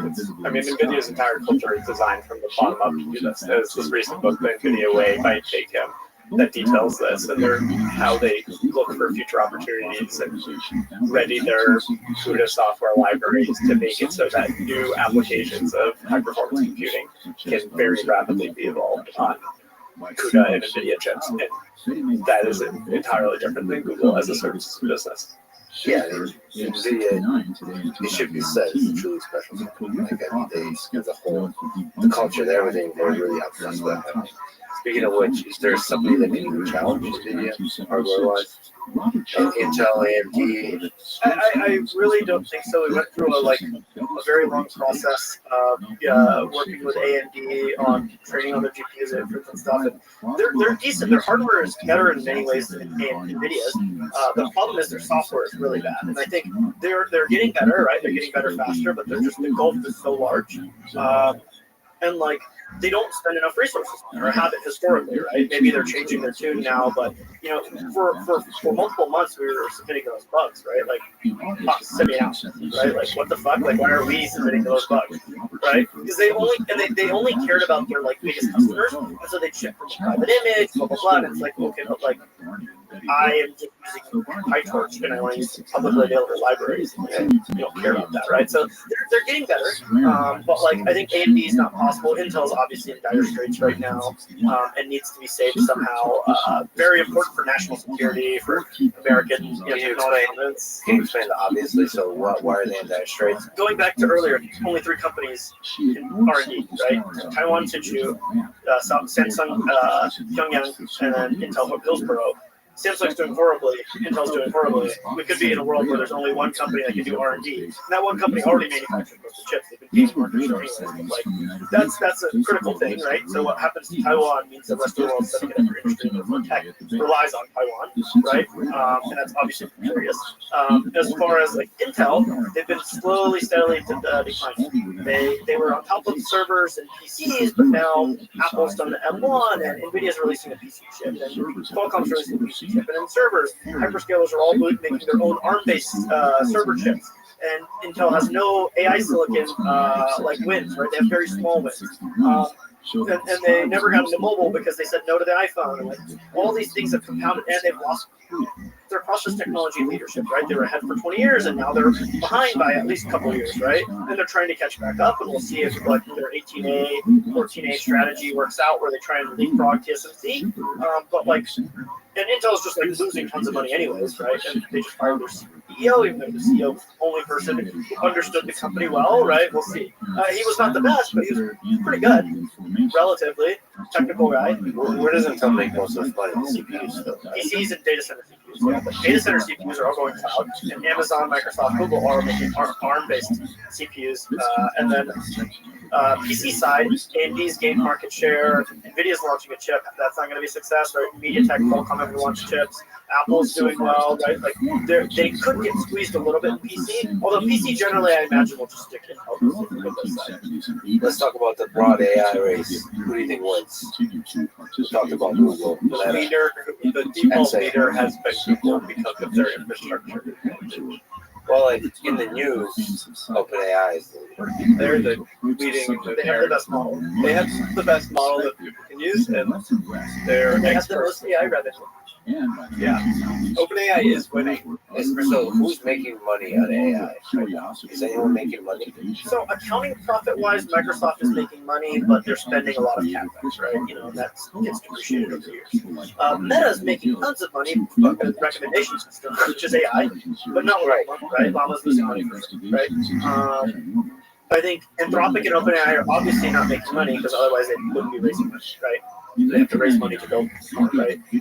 Although theoretically they are making money, right? Like you spent a few $100 million on GPT-4 and it's doing billions in revenue. So like obviously it's like making money. Although they had to continue to research to get the compute efficiency wins, right? And move down the curve to like, you know, that 1200x that has been achieved for GPT-3. You know, maybe we're only at like you know, a couple 100x now, but GPT-4 Turbo 4.0, and will be another one probably cheaper than GPT-4.0 even that comes out at some point. And that research costs a lot of money. Yep, exactly. That's the thing that I guess is not talked about with the cost. That when you refer to the cost of the model, it's not just the training or the test runs, it's the actual research, the manpower. Yeah, to do things like reasoning right now that exists, they're going to scale it, they're going to do a lot of research stuff. I think the, you know, people focus on the payback question, but it's really easy to like just be like, well, like, you know, GDP is an industrial capital, right? And you can make intelligence cheap, you can grow a lot, right? It's a sort of dumb way to explain it, but that's sort of what basically the investment thesis is. I think only NVIDIA is actually making money, and other hardware vendors. The hyperscalers are all on paper making money, but in reality they're like spending a lot more on purchasing GPUs, which you don't know if they're still going to make this much money on each GPU in 2 years, right? You don't know if you know, all of a sudden OpenAI goes kaput, but now Microsoft has like hundreds of thousands of GPUs they were renting to OpenAI that they paid for themselves with their, you know, investment in them. You know, that no longer have a customer, right? Like this is always a possibility. I don't believe that, right? I think, you know, OpenAI will keep raising money. I think others will keep raising money because the investments, the returns from it are going to be eventually huge once we have AGI. So do you think multiple companies will get? I don't think it's wonderful. Okay, so it's not called AGI, whatever. It's like a single day. It's a gradual AI, super powerful AI. but it's a gradually increasing set of features that are useful. Rapidly increasing. Rapidly increasing set of features. So you're saying a lot of companies will be. It just seems absurd that all of these companies are building gigantic data centers. There's companies that will benefit from AI, but not because they train the best model. Like Meta has so many avenues to benefit from AI in all of their services. People are there, people spend time on Meta's platforms, and it's a way to make more money per user per hour. Yeah, it seems like Google X/XAI/Tesla, before you say, and then Meta will benefit not directly from the AI like the LLMs, but from the intelligence, like the additional boost of intelligence to the products they already sell. So whether that's the recommendation system, or for Elon, who's been talking about Optimus, the robot, potentially the intelligence of the robot, and then you have personalized robots in the home, that kind of thing. He thinks it's a $10+ trillion business, which at some point, maybe. I don't know if it's not soon, but who knows? This is what robotics. So let's do a TAM analysis, right? 8 billion humans, and let's get 8 billion robots, right? And let's pay them the average salary, and yeah, there we go, 10 trillion, more than 10 trillion. yeah, I mean, you know, if there's robots everywhere, why does it have to be just 8 billion robots? Yeah. I'm gonna have like one robot. You're gonna have like 20. Yeah, I mean, that's the use case for that. So yeah, so I guess the benefit will be in the products themselves, which is why OpenAI is in a trickier position because all of the value of OpenAI right now as a brand is in ChatGPT, and there is actually not that for most users. There's not that much of a reason that they need OpenAI to be spending billions and billions of dollars on the next best model when they can just license Llama 5 and it's for me way cheaper. So that's kind of like ChatGPT is an extremely valuable entity for them. But like they could make more money just off that. The chat application is clearly like does not have tons of room, right? Like the standard chat, right, where you're just using it for a random question and stuff, right? The cost continues to collapse. V3 is the latest one, biggest, but it's going to get supported by ads, right? Like, you know, Meta already serves 405B, probably loses some money, but at some point, you know, they're going to get the models are going to get so cheap that they can just serve them for free with ad support, right? And that's what Google's going to be able to do, and that's obviously they've got a bigger reach. Right? So the chat is not going to be the only use case. It's like these reasoning, code, agents, computer use, all this stuff is where OpenAI has to actually go to make money in the future. Otherwise, it flips. but X, Google, and Meta have these other products. So isn't it likely that OpenAI and Anthropic disappear eventually? Unless they're so good at models, they are. But it's such a cutting edge. I mean, yes, Depends on where you think AI capabilities are going. you have to keep winning. Yes. You have to keep winning as you climb. Even if the AI capabilities are going super rapidly awesome into the direction of AGI, like there's still a boost for X in terms of data, Google in terms of data, Meta in terms of data, in terms of other products and money, and like there's this huge amount of The money. whole idea is human data is kind of tapped out. We don't care. We all care about self-play, verifiable. Yes, so stuff You like think about that. AWS, Which is an R&D problem. AWS does not make a lot of money on each individual machine, and the same can be said for the most powerful AI platform, which is even though the costs of the API are so cheap, there's still a lot of money to be made by owning that platform. And there's a lot of discussions that it's the next compute layer. You have to believe that, and yeah, there's a lot of discussions that tokens and tokenomics and LLM APIs are the next layer, or the next paradigm for the economy, kind of like energy and oil was. But there's also like you have to sort of believe that APIs and chat are not where AI is stuck, right? It is actually just tasks and agents and robotics and computer reasoning. Those are the areas where all the value will be delivered, not API, not chat application. Right? Is it possible you have it all just becomes a commodity and you have the very thin wrapper like complexity? Joking. There are a lot of rappers making a lot of money. Yeah. So, but do you think it's possible that people would just even forget what OpenAI and Anthropic is, and just because there'll be wrappers around the API and it just dynamically? If model progress is not rapid, yes, it's becoming a commodity, right? GPT-3 shows this, but also the GPT-3 chart earlier, chart showed this, right? Llama 3B is 1200x cheaper than GPT-3. Any GPT-3, like anyone whose business model was GPT-3 level capabilities is dead. Anyone whose business model is GPT-4 level capabilities is dead. It is a common saying that the best businesses being made now are ones that are predicated on models getting better. Right, which would be like rappers, thing that is riding the wave of some model. In the short term, the company that could make the most money is the one that figures out what advertising targeting method works for language model generation. So we have the meta ads, which are hyper targeted in feed, not within specific pieces of content. And we have search ads that are used by Google and Amazon as advertising on search. But within a piece, within a return from ChatGPT, it is not clear how you get a high quality placed ad within the output. And if you can do that with model costs coming down, you can get super high revenue. Like that revenue is totally untapped and it's not clear technically how to do it. Yeah, that is. I mean, the AdSense innovation that Google did. One day you'll have in GPT output an ad, and that's going to make like billions. And it could be very simple. It could be in conversation. We have voice mode now. It could be some way of making it so the voice introduces certain things. It's much harder to measure, and it takes imagination. And it wouldn't be so shady. It wouldn't come off shady, so that you would receive public blowback, that kind of thing. So you have to do it loud enough to where it's clear as an ad, but balance on that. So that's the open question they're trying to solve. Anthropic and OpenAI, They might not say I don't what think they're they care about trying to. They don't care about it right now. I think they're Perplexity are experimenting. oh, interesting. Yeah, for sure. like Perplexity, Google, Meta. I think OpenAI and Anthropic are purely laser focused on AGI. yeah, the agents and AGI. And if I build AGI, I can make tons of money, right? Or I can pay for everything, right? And this is it's just predicated like back on the like export control thing, right? If you think AGI is 5-10 years away or less, right? These labs think it's 2-3 years away. Obviously, your actions are, you know, if you assume they're rational actors, which they are mostly, what you do in a 2-year AGI versus 5-year versus 10 years, very, very, very different, right? Do you think agents are promising? We'll have to talk about this.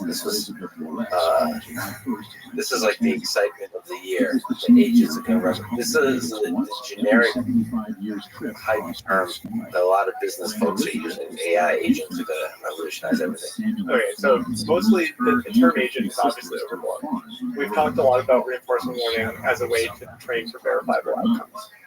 agents should mean something that is open-ended and is solving a task independently on its own and able to adapt to uncertainty. There's a lot of the term agent applied to things like Apple Intelligence, which we still don't have after the last WWDC, which is orchestrating between apps. And that sort of tool use thing is something that language models can do really well. Apple Intelligence, I suspect, will come eventually. It's a closed domain with your Messages app integrating with your photos, with AI in the background. That will work. That has been described as an agent by a lot of software companies to get into the narrative. The question is, what ways can we get language models to generalize to new domains and solve their own problems in real time? Maybe some tiny amount of training when they are doing this, fine-tuning themselves, or in context learning, which is the idea of storing information in a prompt, and you can use learning algorithms to update that. And whether or not you believe that that is going to actually generalize to things like me saying, book my trip to go to Austin in 2 days, I have XYZ constraints, and actually trusting it. There's an HCI problem, coming back for information. Well, what's your prediction there? Because my gut says we're very far away from that. I think OpenAI's statement, I don't know if you've seen the 5 levels, right? Where it's chat is level 1, reasoning is level 2, and then agents is level 3. And I think there's a couple more levels, but it's important to note, right? We were in chat for a couple years, right? We just theoretically got to reasoning. We'll be here for a year or 2, right? And then agents, but at the same time, like people can try and like approximate capabilities with this level. But the agents are doing things autonomously, doing things for minutes at a time, hours at a time, etc. Right?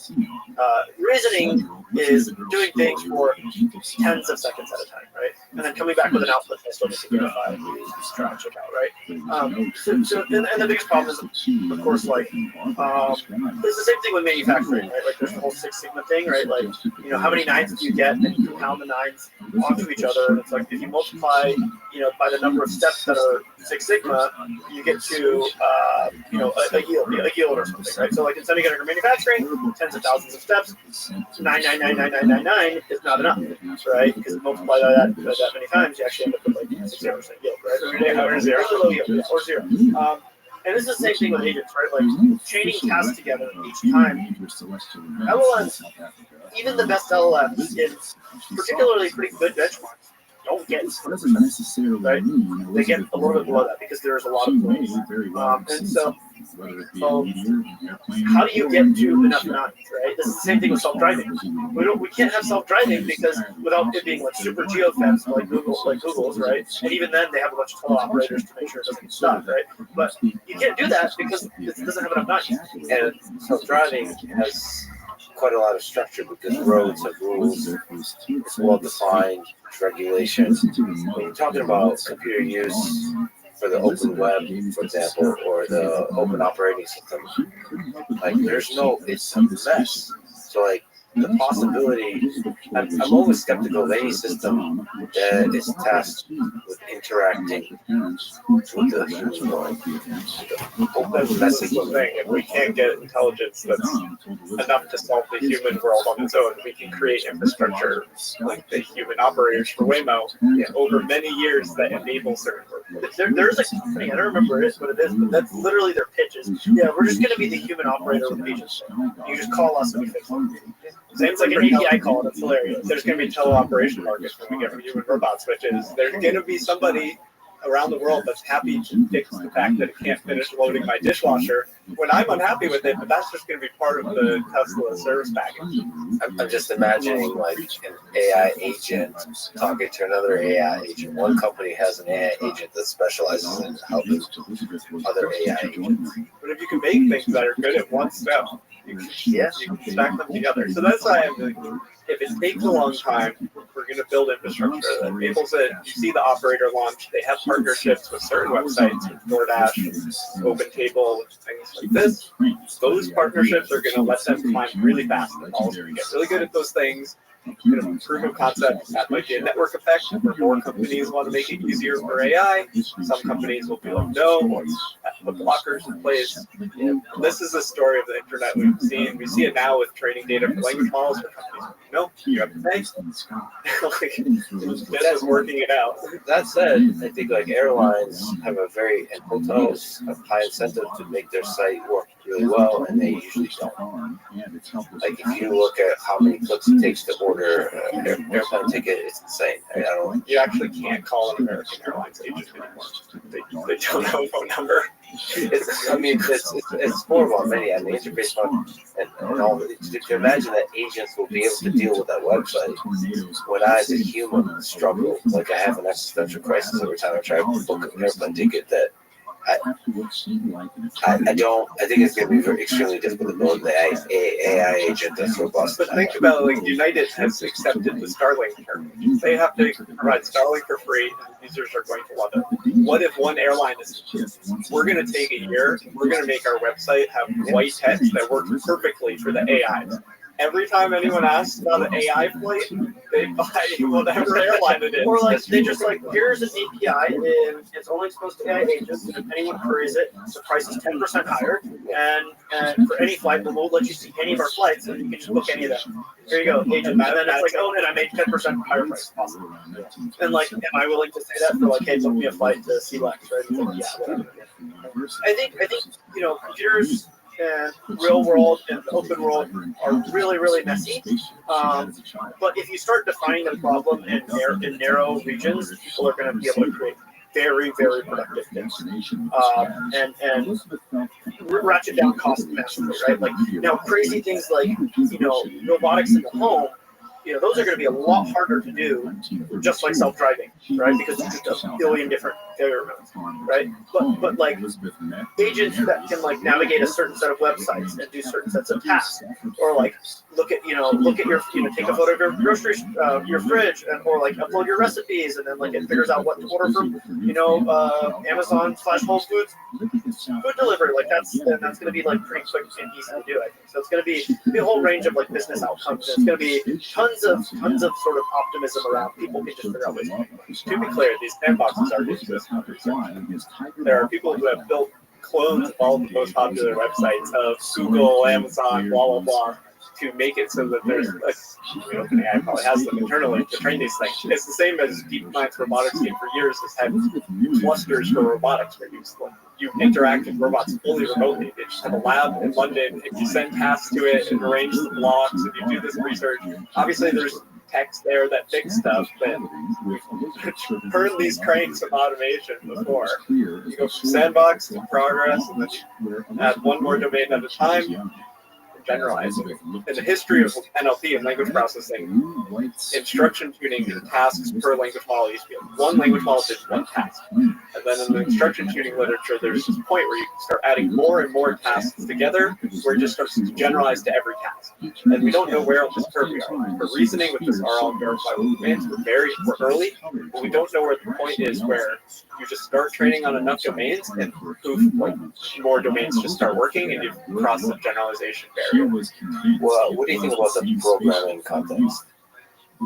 So, software engineering, that's where I personally, and I know a lot of people interact with AI. There's a lot of fear and angst too from current CS students, but there's also that is the area where probably the most AI revenue and productivity gains will come. Okay? Whether it be copilots or Cursor or what have you, right? This is or just standard ChatGPT, right? Like a lot of I know very few programmers who don't have ChatGPT in it. Actually, many of them have the $200 tier because that's what this is so good for. Right? I think that in that world, we already see it. Like SweBench, and if you looked at the benchmark made by some Stanford students. I wouldn't say it's like really hard, but I wouldn't say it's easy either. I think like it takes someone who's been through at least a few years of CS, a couple of years of programming to do SweBench well. And the models went from 4% to 60% in like years, right? And where are they going to go to next year? It's going to be higher. It probably won't be 100% because again, that 9s is like really hard to do. But we're going to get to some point where that's, and then we're going to need harder software engineering, and so on and so forth. But the way that like people think of it now is it's to do code completion easy, do some function generation after review it, great. But really, the like software engineering agents, I think, can be done faster sooner than any other agent because it is a verifiable domain. You can always like unit test or compile, and there's many different regions of like we can inspect the whole code base at once, which no engineer really can. Only the architects can really think about this stuff, the really senior guys, and they can define stuff, and then the agent can execute on it. So I think software engineering costs are going to plummet like crazy. And one interesting aspect of that is when software engineering costs are really low, you get very different markets, right? So in the US, you have all these platform SaaS companies, right? Salesforce and so on and so forth, right? In China, no one uses platform SaaS. Everyone just builds their own stack because software engineering is much cheaper in China. Partially because like people, number of STEM graduates, etc. So STEM is just generally just cheaper to do. And so at the same time, code LLMs have been adopted much less in China. The cost of an engineer there is much lower. But like, what happens when every company can just invent their own business logic like really cheaply and quickly? You stop using platform SaaS, you start building custom solutions, you change them really quickly. Now all of a sudden your business is a little bit more efficient too, potentially, because you're not dealing with the hell that is like some random platform SaaS company stuff not working perfectly and having to adjust workflows or random business automation cases that aren't necessarily AI required. It's just logic that needs to be built and no one's built. Right, all of these things can go happen faster. So I think software, and then the other domain is like industrial, chemical, mechanical engineers suck at coding, right? Just generally.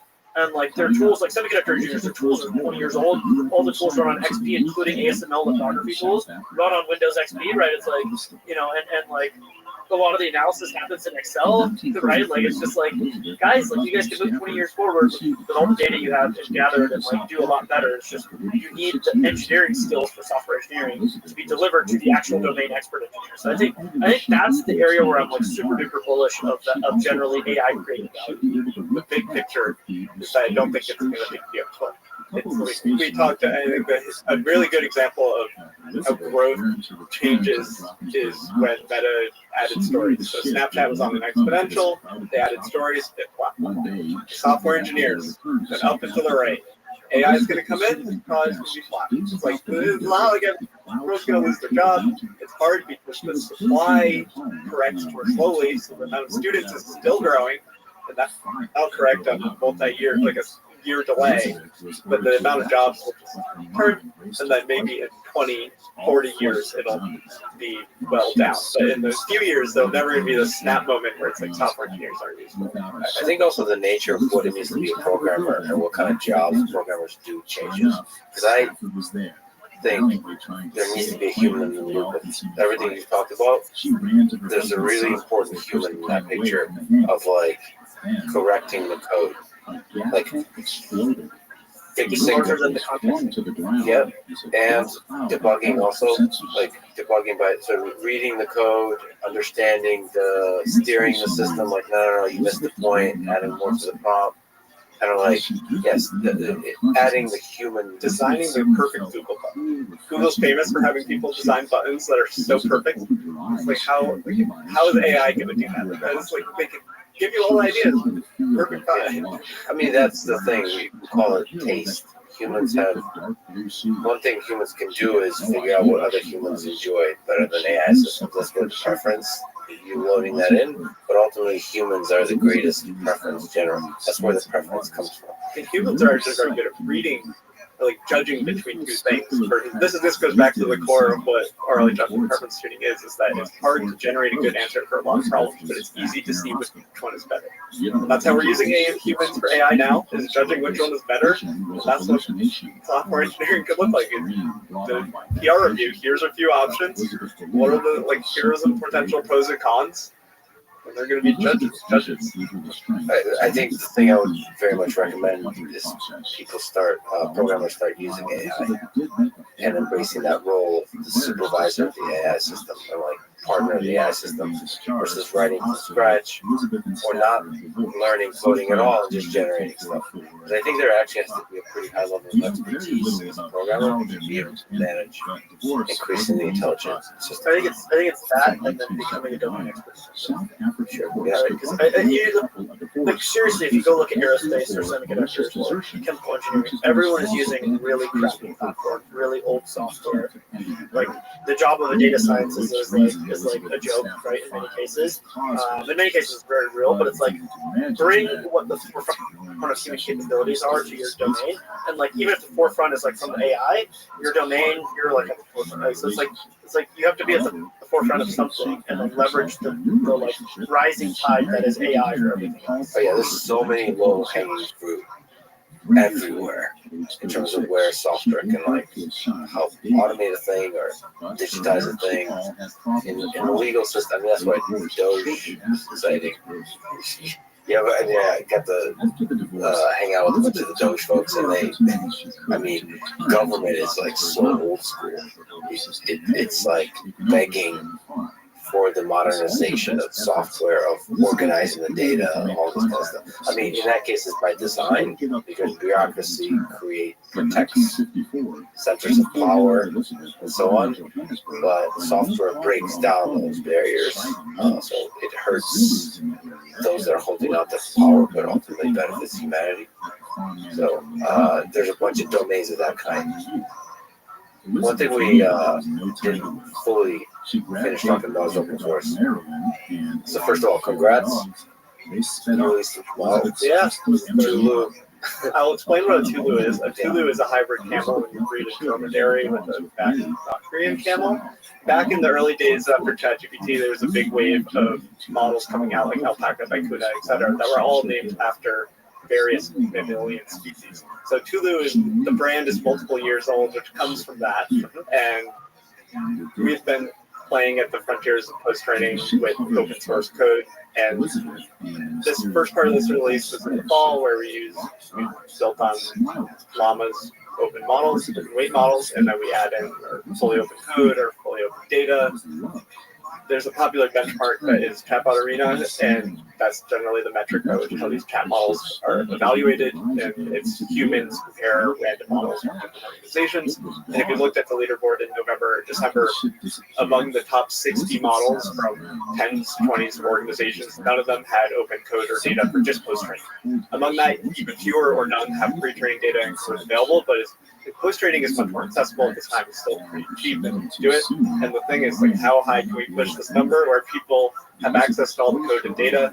So that's kind of the motivation of the project. We draw on lessons from Llama. NVIDIA had a Nematron model where the recipe for their post-training was fairly open with some data and a paper. It's putting all these together to try to create a recipe that people can fine-tune models like GPT-4 to their domain. So to be clear, in the case of Tulu, maybe you can talk about Llama too. In the case of Tulu, you're taking Llama 3, 4, 5B. Tulu has been a series of recipes for post-training, so we've done multiple models over years. And so you're open sourcing everything. Yeah, if you start with an open weight-based model, the whole model technically is an open source, and you don't know what Llama put into it, which is why we have a separate thing that we'll get to. But it's just getting parts of the pipeline where people can zoom in and customize. I know I hear from startup businesses that are like, okay, like I take this post training and try to apply it to my domain. We talk about verifiers a lot. We use this idea, which is reinforcement learning verifiable domain rewards, RLVR, kind of similar to RLHF, and we applied it to map. And the model today, which is we applied it to the Llama 405B base model from last year, and we have our other stuff. We have our instruction tuning and preference tuning, but the math thing is interesting, which is like it's easier to improve this math benchmark. The benchmark MATH math, all capitals. Tough name. The benchmark name is the area that you're evaluating. We're researchers. We're not brand strategists. And this is something the DeepSeek paper talked about as well. Is like this bigger model. It's easier to elicit powerful capabilities with this RF training, and then they distill it down from that big model to the small model. And this model we released today, we saw the same thing. It's if we're at AI2, we don't have a ton of compute. We can't train 4 or 5 P models all the time. So we just did a few runs, and they tend to work. And it's like, it just shows that there's a lot of room for people to play in these things. And they crushed Llama's actual release, right? Like they're way better than. Yeah, so our eval numbers, I mean, we have extra months in this, but our eval numbers are much better than the Llama Instruct model that they released. And then you also said better than DeepSeek. Yeah, on our eval benchmark. The most DeepSeek V3 is really similar. We have a safety benchmark to understand if it will say harmful things and things like that, and that's what draws down most of the way. It's like an amalgamation of multiple benchmarks. Or what do you mean? Yeah, so we have a 10 evaluation. This is standard practice for training. You choose your evaluation, compare that. In academics and smaller labs, you'll have fewer evaluations. In companies, you'll have a really one domain that you really care about. In frontier labs, you'll have 10s, 20s, to maybe even like 100 evaluations of specific things. So we choose a representative suite of things that look like chat, precise instruction following, just like respond only in emojis, model follow weird things like that, math, code, and you create a suite like this. So safety would be 1 of 10 in that type of suite. Where what does the broader community of AI care about? And for example, in comparison to DeepSeek, it would be something like our average eval for our model would be 80, including safety and similar without. And DeepSeek would be like 79% average score without safety, and their safety score would bring it down to Oh, so you beat them even ignoring safety. yeah. So this is something that internally it's like I don't want to win only by like how you shape the eval benchmark. So if there's something that's like people may or may not care about safety in the model, safety can come downstream. Safety can be when you host the model for an API. Like safety is addressed in the spectrum of locations in AI applications. So it's like if you want to say that you have the best recipe, you can't just gate it on these things that some people might not want. And this is it's like the time of progress. We benefit if we release the model later. We have more time to learn new techniques like this RL technique. We had started this in the fall. It's now really popular in reasoning models. The next thing to do for open source post training is to scale up verifiers, to scale up data to replicate some of DeepSeek's results. And it's awesome that we have a paper to draw on, and it makes it a lot easier.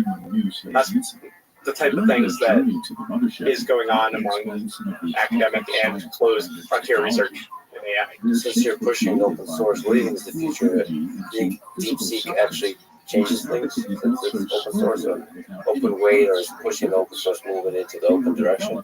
This goes very back to license discussion. So DeepSeek R1 with a friendly license is a major reset. So it's the first time that we've had a really clear frontier model that is open weights with a commercially friendly license with no restrictions of downstream use cases, that data distillation, whatever. This has never been the case at all in the history of AI in the last few years since TextDeep. There have been models that are off the frontier or models with weird licenses that you can't really use them. Isn't Meta as well license pretty much permissible except for 5 companies? And there's also, so this goes to like what open source AI is, which is there's also use case restrictions in the Llama license, which says you can't use it for specific things. So if you come from an open source software background, you would say that that is not an open source license. What kind of things are those? At this point, I can't pull them off the top of my head. But it'll be like competitor. It used to be military use was one, and they removed that for scale. It'll be like CSAM, like child abuse material, or like that's the type of thing that is forbidden there. But that's enough from an open source background to say it's not open source license. And also, the Llama license has this horrible thing where you have to name your model Llama if you touch it to the Llama model. So it's like the branding thing. So if a company uses Llama, technically the license says that they should say built with Llama at the bottom of their application. And from like a marketing perspective, that just hurts. Like I can suck it up as a researcher. I'm like, oh, that's fine. Like it says Llama dash on all of our materials for this release. But this is why we need truly open models, which is we don't know DeepSeek R1's data, but Wait, so you're saying I can't make a cheap copy of Llama and pretend it's mine, but I can do this with the Chinese model? Yeah. Hell yeah. that's what I'm saying. And that's why it's like we want this whole open language models thing, the whole thing is to try to keep the model where everything is open with the data as close to the frontier. So we're compute constrained, we're personnel constrained, we rely on getting insights from people. Like John Schulman tells us to do RL and outputs. Like we can make these big jumps, but it just takes a long time to push the frontier of open source. And fundamentally, I would say that that's because open source AI does not have the same feedback loops as open source software. talked about open source software for security. Also, is just because you build something once and you can reuse it. If you go to a new company, there's so many benefits. But if you open source a language model, you have this data sitting around, you have this training code. It's not like that easy for someone to come and build on and improve. You need to spend a lot of compute, you need to have expertise. So until there are feedback loops with open source AI, it seems like mostly an ideological mission. People like Mark Zuckerberg are just like, America needs this. And I agree with them, but in the time where the motivation ideologically is high, we need to capitalize and build this ecosystem around what benefits do you get from seeing the language model data. And there's not a lot about that. We're going to try to launch a demo soon where you can look at a HOMO model in a query and see what pre-training data is similar to it. It's like legally risky and complicated, but it's like, what does it mean to see the data that the AI was trained on? It's hard to parse. It's terabytes of files. I don't know what I'm going to find in there. But that's what we need to do as an ecosystem if people want open source AI to be financially useful. We didn't really talk about Stargate. I would love to get your opinion on like what the new administration, the Trump administration, everything that's being done from the America side is supporting AI infrastructure and the efforts of the different AI companies. What do you think about Stargate? What are we supposed to think about Stargate, and does Sam have the money? Yeah, so I think Stargate is a opaque thing. It definitely doesn't have $500 billion. It doesn't even have $100 billion, right? So what they announced is this $500 billion number. Larry Ellison, Sam Altman, and Trump said it. They thanked Trump, and it's just Trump did do some executive actions that like do significantly improve the ability for this to be built faster. One of the executive actions he did is on federal land, you can basically build data centers of power, like pretty much like that. And then the permitting process is basically gone, or you can file after the fact. So like one of the, again, like I had a schizo take earlier, another schizo take. If you've ever been to the Presidio Hill in San Francisco, beautiful area. You could build a power plant and a data center there if you wanted to. Because it is federal land, at least in the military days. But obviously this would like, anyways, Trump has made it much easier to do this, right? Generally, Texas has the only unregulated grid in the nation as well. Let's go Texas. And so, therefore, like ERCOT enables people to build faster as well. In addition, the federal regulations are coming down. And so, Stargate is predicated. This is why that whole show happened. Now, how they came up with a $500 billion number is beyond me. How they came up with a $100 billion number makes sense to some extent, right? And there's actually a good table in here that I would like to show in that Stargate piece that I had. It's the most recent one, yeah. So anyways, Stargate, it's basically right. Like there is, it's a table about cost. There, you passed it already. It's that one. This table is kind of explaining what happened. Right? So Stargate is in Abilene, Texas. $100 billion. That site is 2.2 gigawatts of power in, about 1.8 gigawatts of power consumed. Right?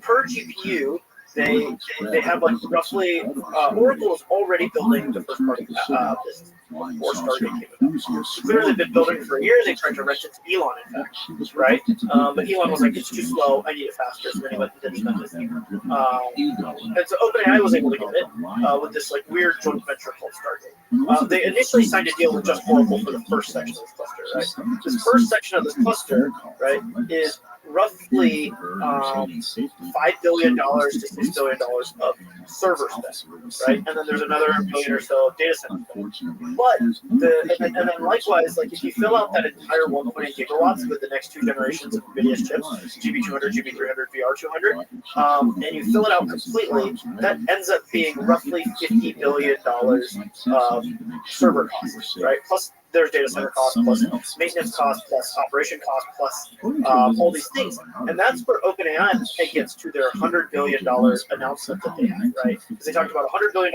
phase one. That's this Abilene, Texas data center, right? $100 billion of total cost of ownership, right? So it's not CapEx, it's not investment, it's $100 billion of total cost of ownership. And then there will be future phases. They're looking at other sites that are even bigger than this 2.2 gigawatts, by the way, in Texas and elsewhere. And so they're not, completely ignoring that. But there is the number of $100 billion that they say is phase one, which I do think will happen. They don't even have the money for that. Furthermore, it's not $100 billion; it's $50 billion of spend, right? And then like $50 billion of operational cost, power, etc. Rental pricing, etc. Because they're renting it from OpenAI is renting the GPUs from the Stargate joint venture, right? What money do they actually have, right? SoftBank is going to invest. Oracle's going to invest. OpenAI is on the line for $19 billion. Everyone knows that they've only got $6 billion in their last round, $4 billion investment. So, but there's like news of like SoftBank maybe investing $25 billion in OpenAI, right? So that's part of it, right? So $19 billion can come from there. OpenAI does not have the money yet, right? To be clear, ink is not dried out anything. OpenAI has $0 for this $50 billion, right? In which they're legally obligated to put $19 billion of capex or into the joint venture, and then the rest they're going to pay via renting the GPUs from the joint venture. And then there's Oracle. Oracle has a lot of money. They're building the first section completely. They were spending for it themselves, right? This $6 billion in capex, $10 billion in TCO. But if they were going to do that first section, they're paying for that, right? As far as the rest of the section, I don't know how much Larry wants to spend, right? At any point he could pull out, right? Like this is it's like completely voluntary. So at any point, there's no signed aid on this, right? But he potentially could contribute tens of billions of dollars, right? But he's got the money. Oracle's got the money. And then there's like MGX, which is the UAE fund, which technically has $1.5 trillion for investing in AI. But again, I don't know how real that money is, and like, there's no ink signed for this. SoftBank does not have $25 billion in cash. They have to sell down their stake in ARM, which is the leader in CPUs, and they IPO'd it. This is obviously what they've always wanted to do. They just didn't know where they'd redeploy the capital.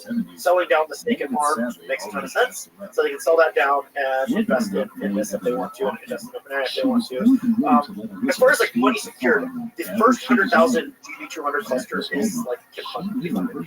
Everything else after that is up in the air. Money's coming. I believe the money will come. I personally do. It's a belief. Okay. It's a belief that they are going to release better models and be able to raise more. Yeah, right. But like the actual reality is that Elon's right. The money does not exist. Right? What does the U.S. government do with it? Anything? What does Trump have to do with it? He's just a hype man. Trump is producing regulations so they can build it faster, right?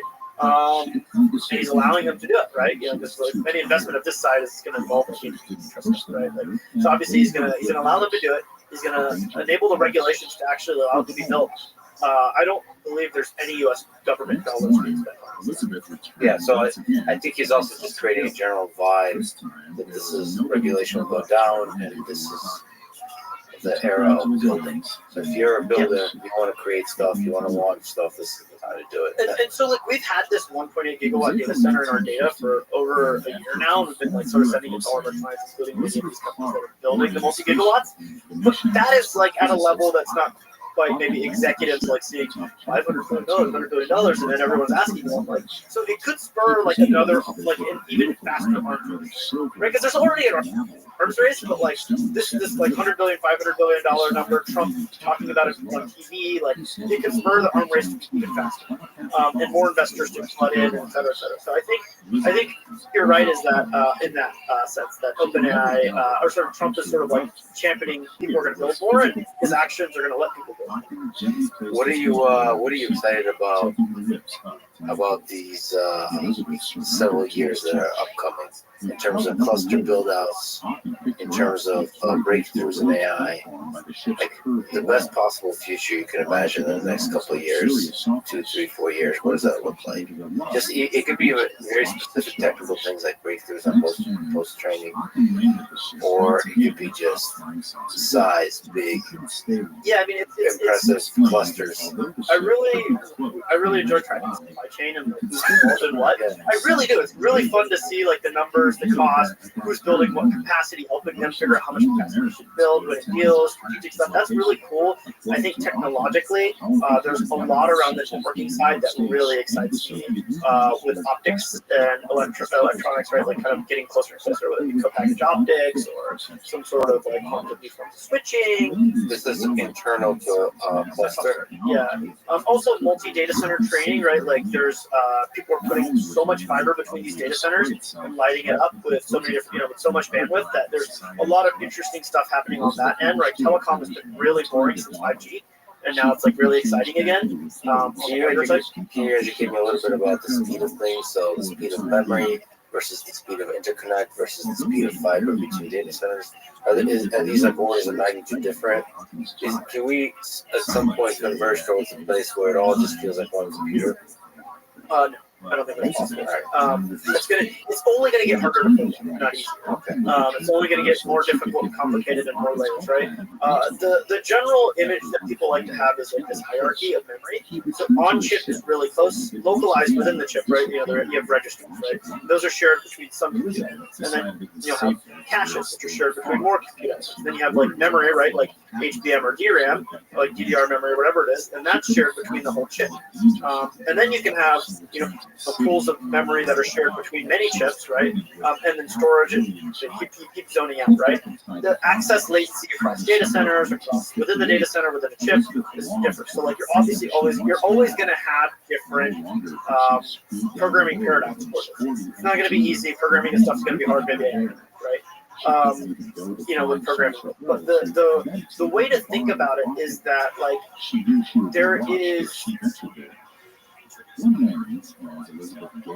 sort of like the more elements you add to a task, you don't get strong scaling, right? If I double the number of chips, I don't need 2x performance, right? This is just like a reality of computing because there's inefficiencies, and there's a lot of interesting work being done to make it not, to make it more linear, whether it's making the chips more networked together more tightly, or cool programming models, or cool algorithmic things that you can do on the model side, right? DeepSeek did some of these really cool innovations because they were limited on interconnect, and still needed to parallelize, right? Like all sorts of, everyone's always doing stuff. Google's got a bunch of work, and everyone's got a bunch of work about this.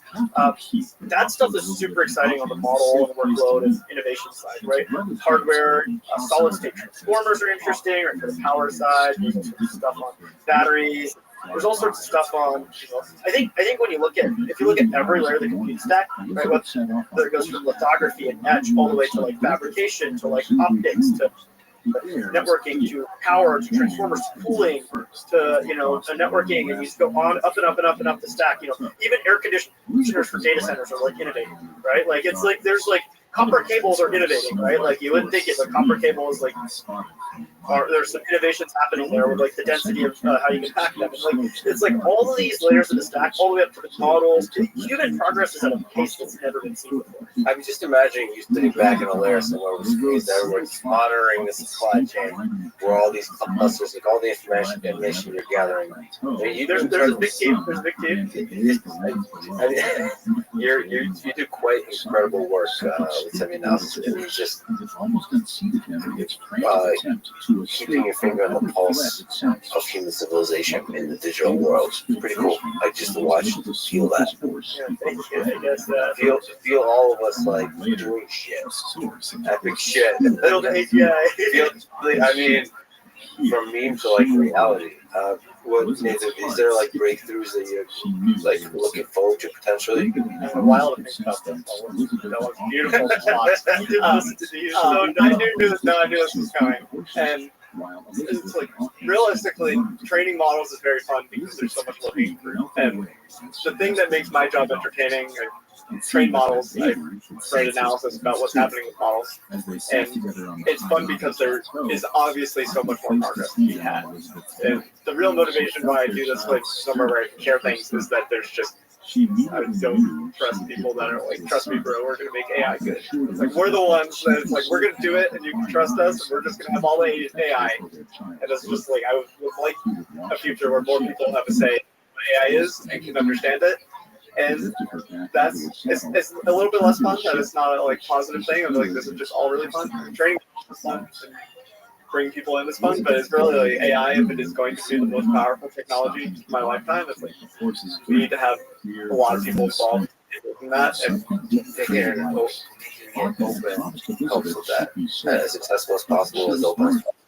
in my read of the last few years is that the AI ecosystem and more people understand what's going on. As researchers from AI governments, everything, it doesn't mean that openness will always be the answer. I think then they will reassess of like what is the biggest problem facing AI and tack on a different angle to the wild ride that we're on. And for me, just from human experience, anytime you have the, like Kapati said, the aha moments, like the magic, like seeing the reasoning, the chain of thought, it's like there's something really just fundamentally beautiful about that. So putting a mirror to ourselves and seeing like, oh shit, it is solving intelligence. That's the cliche like goal of these companies is, and you get to understand why we humans are special. The intelligence within us is special, and for now also why we're special in terms of we seem to be conscious, and the AI systems for now aren't. We get to solve. We get to explore that mystery.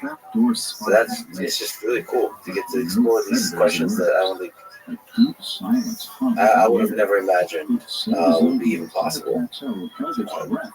Back when, so just watching with excitement Deep Blue beat Kasparov, like I wouldn't have ever thought this kind of AI would be possible in my lifetime. It's like this is really feels like AI. It's incredible. I started with AI of learning to fly as silly a quad rotor. Learn to fly, and it was just like it learned to fly up and hit the ceiling and stop and catch it. It's like, okay, that is like really stupid compared to what's going on now. And now you could probably, with natural language, tell it to learn to fly, and it's going to generate the control algorithm required to do that. There's low-level blockers. You can do weird stuff to that, but you can. You definitely Back can. to our robotics conversation. Yeah, when you have to interact in the actual physical world is hard. What gives you hope about the future of human civilization? Looking into the next 10 years, 100 years, 1,000 years, how long do you think we're making? You think we got 1,000 years? Humans will definitely be around in 1,000 years. There's ways that very bad things can happen. It'll be way fewer humans, but humans are very good at surviving. There's been a lot of things that is true. I don't think we're good at long-term credit assignment of risk. But when the risk becomes immediate, we tend to figure things out. And for that reason, there's physical constraints to things like AGI, recursive improvement to kill us all type stuff. For the physical reasons and for humans who figured things out before, I'm not too worried about it. AI takeover. There are other international things that are worrying, but there's just fundamental human goodness and trying to amplify that. I think we're on a tenuous time. And I mean, if you look at humanity as a whole, there's been times where things go backwards. There's times when things don't happen at all, and we're on what should be very positive trajectory right now. Yeah, there seems to be progress, but just like with power, there's like spikes of human suffering. And we want to try to minimize the amount of spikes. Generally, humanity is going to suffer a lot less, right? I'm very optimistic about that. I do worry of like techno-fascism type stuff arising as AI becomes more and more prevalent and powerful, and control it can do more and more. Maybe it doesn't kill us all, but every very powerful human is going to want a computer interface so that they can interact with the AGI and all of its advantages in many more ways and merge its mind with, sort of like, and its capabilities, or that person's capabilities can leverage those much better than anyone else, and therefore be, it won't be one person rule them all, but it will be, the thing I worry about is it'll be like a few people, hundreds, thousands, tens of thousands, maybe millions of people rule whoever's left, right? And the economy around it, right? And I think that's like the thing that's probably more worrisome is like human-machine amalgamation. This enables an individual human to have more impact on the world, and that impact can be both positive and negative, right? Generally, humans have positive impacts on the world, at least societally, but it's possible for individual humans to have such negative impact. And AGI, as I think the labs define it, which is not a runaway sentient thing, but rather just something tasks really efficient, amplifies the capabilities of someone causing extreme damage. But for the most part, I think it'll be used for profit-seeking motives, which will then which will increase the abundance and supply of things, and also reduce suffering. Right? What's the goal? Scrolling at the timeline, just Scrolling robbing stasis. That is Scrolling holds the status quo of the world. That is a positive outcome, right? Yeah. Like it's like if I have food tubes and like I'm scrolling and I'm happy, that's a positive outcome. while expanding out cosmos. This is a fun fact, and thank you for pushing the forefront of what is possible in humans. And thank you for talking to me. It's fun. Every Tuesday, Thanks for listening to this conversation with Dylan Patel and Nathan Lambert. Support this podcast. Please check out our sponsors in the description. And now, some words we began the story of for a successful technology, reality, precedence over public relations. For nature cannot be fooled. Thank you for listening. I hope to see you next time. Elizabeth's story, we'll also be examining how believable Elizabeth's experience is. Is there any truth to it, or is everything she said about her epic romance with Hawking a complete fabrication? At Parcast, we're grateful for you, our listeners. You allow us to do what we love. Let us know how we're doing. Reach out on Facebook and Instagram at Parcast and Twitter at Parcast Network. And if you enjoyed today's episode, the best way to help us is to leave a 5-star review wherever you are listening. It really does help. We also now have merchandise. Head to parcast.com. My strength lies for more information. not in my name,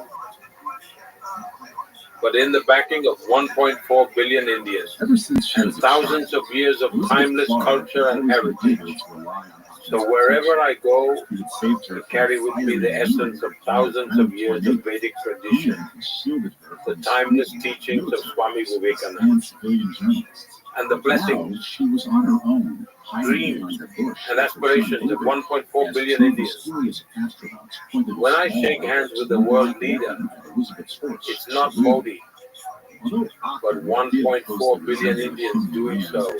there was no So mistaking this these isn't my hands strength as at all. astronauts for It either. is rather the strength of These India. affairs were meant. Whenever we speak of peace, But the Elizabeth world couldn't stand listens to idly us. by and let them hurt Celine. Because At the India time of Hawking had is the taught her land of anything, Gautam it was Buddha that all life and is Mahatma precious. Gandhi Celine and was Indians more than a horse. She aren't was a hardwired to beloved, espouse trusted strife companion. and conflict. And Elizabeth couldn't bear to see We her espouse hurt. harmony Without instead. a second thought, We seek Elizabeth neither to burst wage from her war hiding against place and nature yelled for the nor two to men to foster stop. strife among Struggled nations. at Elizabeth's sudden We stand for appearance, peace, and then lowered their weapons. and while wherever we Celine can act ran as away. peacemakers, The we have astronauts gladly thanked her embraced as she that marched up to them. responsibility.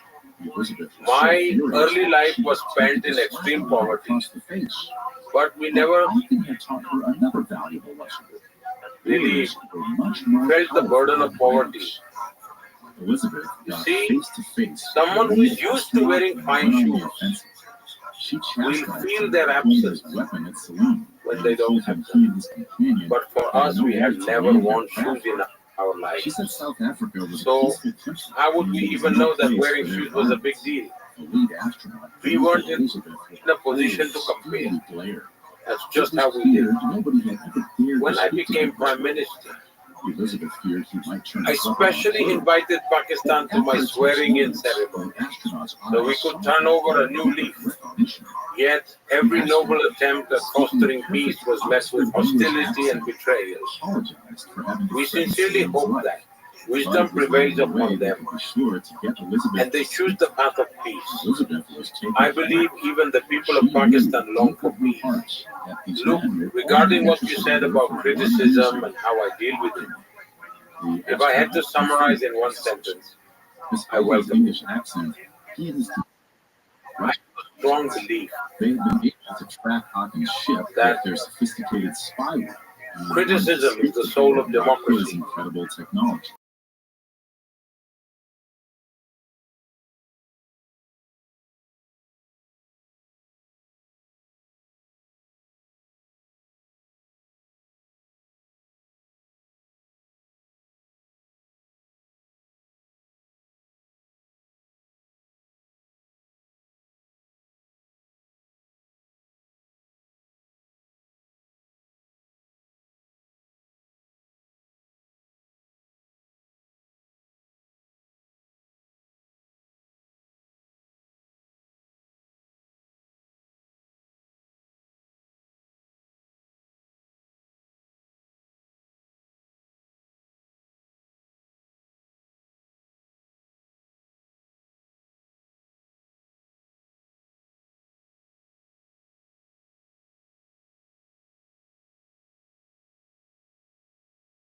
many times. As a leader who fought for ideas that unite his nation of India, a nation that is composed of a large number of highly varied and disparate cultures and peoples, history marked by religious, social, and political frictions. He's known for taking decisive, at times controversial actions, for which he is loved by hundreds of millions of people and is also criticized by many. We discuss all of this at length.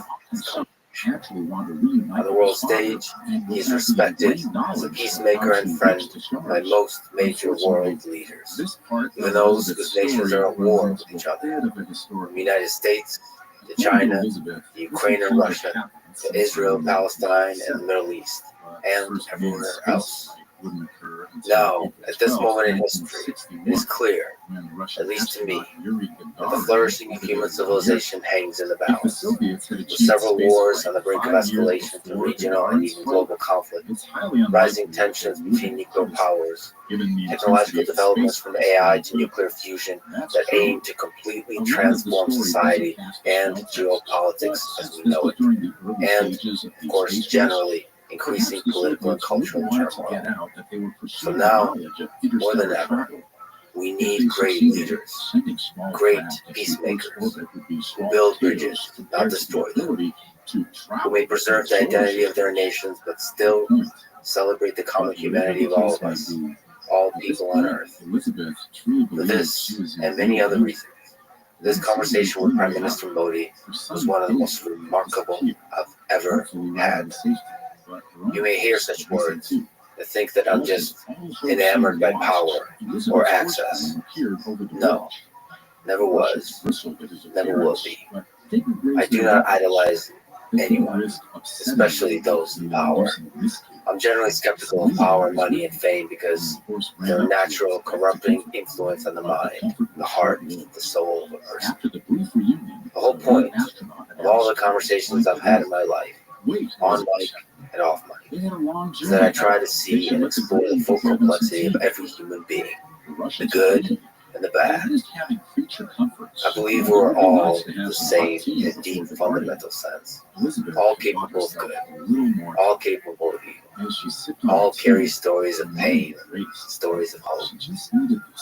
Whether you're a world leader or a truck driver, a coal miner, or a farmer in the American Midwest. And by the way, I will be talking to a lot of the latter kind of folk this year off mic, and maybe even on mic, as I travel the U.S. My brief statements here about Narendra Modi are about both him as a leader and especially him as a human being. In the extensive time I spent with him, spoke with him, off mic and on mic, it was a deeply personal human interaction, characterized by warmth, kindness, humor, inner and outer peace, and absolute focus on the conversation between us in the present moment, as if nothing else existed. I have heard from many people that he treats everyone he meets in this empathic way, no matter where they come from or what their position is in this world. So, for those and many other reasons, this really was an incredible experience I will never forget. It's important to note that this story comes from Elizabeth's And by the way, autobiography. we made captions and voiceover audio tracks available in English, Hindi, and other languages. You can also listen to the original mixed language version where I speak English and Prime Minister Modi speaks Hindi. Separately, you can choose to turn on subtitles in your preferred language. On YouTube, you can switch between language audio tracks by clicking the settings gear icon, then clicking audio track, and then selecting the language you prefer. For fully English overdub, select English. For fully Hindi overdub, select Hindi. And to listen to the original mixed language version where I speak English and Prime Minister Modi speaks Hindi, please select Hindi Latin audio track. So you can listen either to a version that is all one language or to the original mixed language version with subtitles in your preferred language. The default is English overdub. With thanks to 11 guys and a great team of translators, we do our best to bring the Prime Minister's voice to life with AI voice cloning in English. I promise that we will continue to work very hard to break down the barriers that language creates and try to make these conversations as accessible as possible to everyone in the world. But Elizabeth wouldn't hear it. Anyway, She knew how let me important pause one more time to say a technology big out of the wrong thank you. hands. Elizabeth What a often wild admitted ride that this life several has been. blissful days It's at an the honor foot for of me Camp to be on it with all of Often you. told Elizabeth it I would love you soon be all. time for them to depart for his This home planet of is the Lex Neutron, Friedman so podcast. she could give birth. And now, But dear he friends, had a few things to take here's the care of Prime first. Minister of He India. instructed her to head back to Narendra her sister Modi. May's farm, and he So I would should spend also say I'm essentially fasting right a now. few It's been days. almost 2 days, 45 hours. Coming up, So just water, Elizabeth no visits the food. planet Neutron In honor of and this gives conversation, birth just to get in the to right her mindset, and get into the Hawkins' son. spiritual Now, level. back to the story. I've read that you often fast for many Elizabeth and days. David Can returned you to May's explain farm why to you wait fast for Hawkins' and return. where does your But mind go when you Elizabeth fast? found herself in a more turbulent First of all, situation I'm than she truly had anticipated. pleasantly surprised While and Elizabeth was honored gone, May's beloved that you're dog Cookie fasting. disappeared. All She the had sent more out all because her it workers feels like and 2 trained hunters. you're There was no fasting as a sign tribute of of Cookie. respect for me. Elizabeth's So I throat express tightened. my deepest She gratitude to you believed for doing Cookie this. had been killed in a ritual sacrifice In as India, meat and medicine. According to Zulu tradition, Muti our sacrifices are religious performed in traditions order to use the victim's body parts as medicine. are While these actually sacrifices a are way not of life. commonly practiced amongst the Zulu people, they are an unfortunate remnant of traditional Our beliefs. Supreme Court once For gave someone a who still believed in the power of a Muti brilliant sacrifice, interpretation of Hinduism. Cookie's value was twofold. They have Like stated that white-hearted animal, Hinduism a piece of his liver was highly is not valued. about Eating rituals it or would give the methods of consumer worship, added sexual prowess but and rather keep evil spirits at bay. Furthermore, it's a way of Cookie living, had seen Hawkins' a ship, philosophy and that guides therefore life his itself. eyes were being viewed with great And in power. our scriptures, Potentially, eating his eyes could give there someone a is small piece deep of the power discussion Hawkins possessed. on Elizabeth shared her elevating suspicions with May, and May's thoughts the included the body, reach of her sister's mind, safety. intellect, soul, Some of and the local humanity. Zulus had seen Hawkins' ship appear in the They sky that outline night. various paths, While they hadn't traditions, spread word of and Hawkins' systems to arrest, achieve this. it wasn't far-fetched to believe that, And just like fasting is Elizabeth's one of Russian them. captors, some of the But Zulus fasting might alone want a isn't piece of everything. Hawkins' power for themselves. If whoever had killed In Cookie India, spread the word that the dog had whether you witnessed see it Hawkins' culturally craft, or philosophically, Elizabeth could be in unimaginable danger. sometimes I see that If they were fasting is a willing way to to kill cultivate Cookie just discipline. because he had If I seen put it in Hawkins' ship, simple terms, who knows what could happen or to explain Elizabeth it to the if they viewers found out she was who are pregnant with unfamiliar with Hawkins' India, child. But Elizabeth it is a was powerful tool She to knew bring Hawkins both would come for her the before inner word and outer began to self spread too far. And she was right. into balance. A few days after returning to the farm, It shapes Elizabeth could life in sense Hawkins' profound presence. ways. When May you agreed to fast, watch David while Elizabeth was gone, you may have and shared noticed, a as tearful you said, you've yet been fasting on joyful water for goodbye. 2 days. Elizabeth then set off for the Every nearby single Hilton one for of your trusty MG senses, automobile. It wasn't long until she especially heard the smell, familiar touch, tone and of Hawkins' taste, ship, and it appeared becomes in highly moonlight. sensitive. Unearthly You may even bluish notice the lights subtle emanated aroma from the of water portholes itself, as Hawkins stepped out of the ship. something you probably He never walked to noticed before Elizabeth when and drinking gently it. picked her up in If his someone arms. walks past you But carrying Elizabeth tea, stopped him before they re-entered you the will ship. catch its aroma just As like you silly would as it with sounded, coffee. she didn't want to leave A the small car flower sitting you've there on seen the before, hilltop. you will see it again today. Hawkins laughed and promised But they'd now take you it can with them. perceive its He was details more curious about how vividly. it worked, since his people Your were advanced senses far become beyond extra sharp, piston engines. Once highly the aware, MG was safely stored on the ship, and Hawkins and fully Elizabeth tuned took to in. the skies. Hawkins And reassured Elizabeth that she would be able to their breathe normally on capability Neutron. During her various stays to on the observe ship, and to Hawkins respond had mixed in air multiplies from Neutron's atmosphere, which and allowed grows her body sharper. to gradually adjust to what the I have conditions of personally Hawkins' often planet would be experienced like. this. For the Another first thing I've time, experienced is that Elizabeth fasting experienced how Hawkins' ship was can able to greatly travel such accelerate vast distances. There was the no thinking discomfort. process and The can ship adjusted its light and time give a fields fresh in perspective. order to reposition You itself start thinking in outside the Hawkins' box. guard system. I don't know if Elizabeth was everyone sure experiences Neutron this, filled but with I Neutron. certainly do.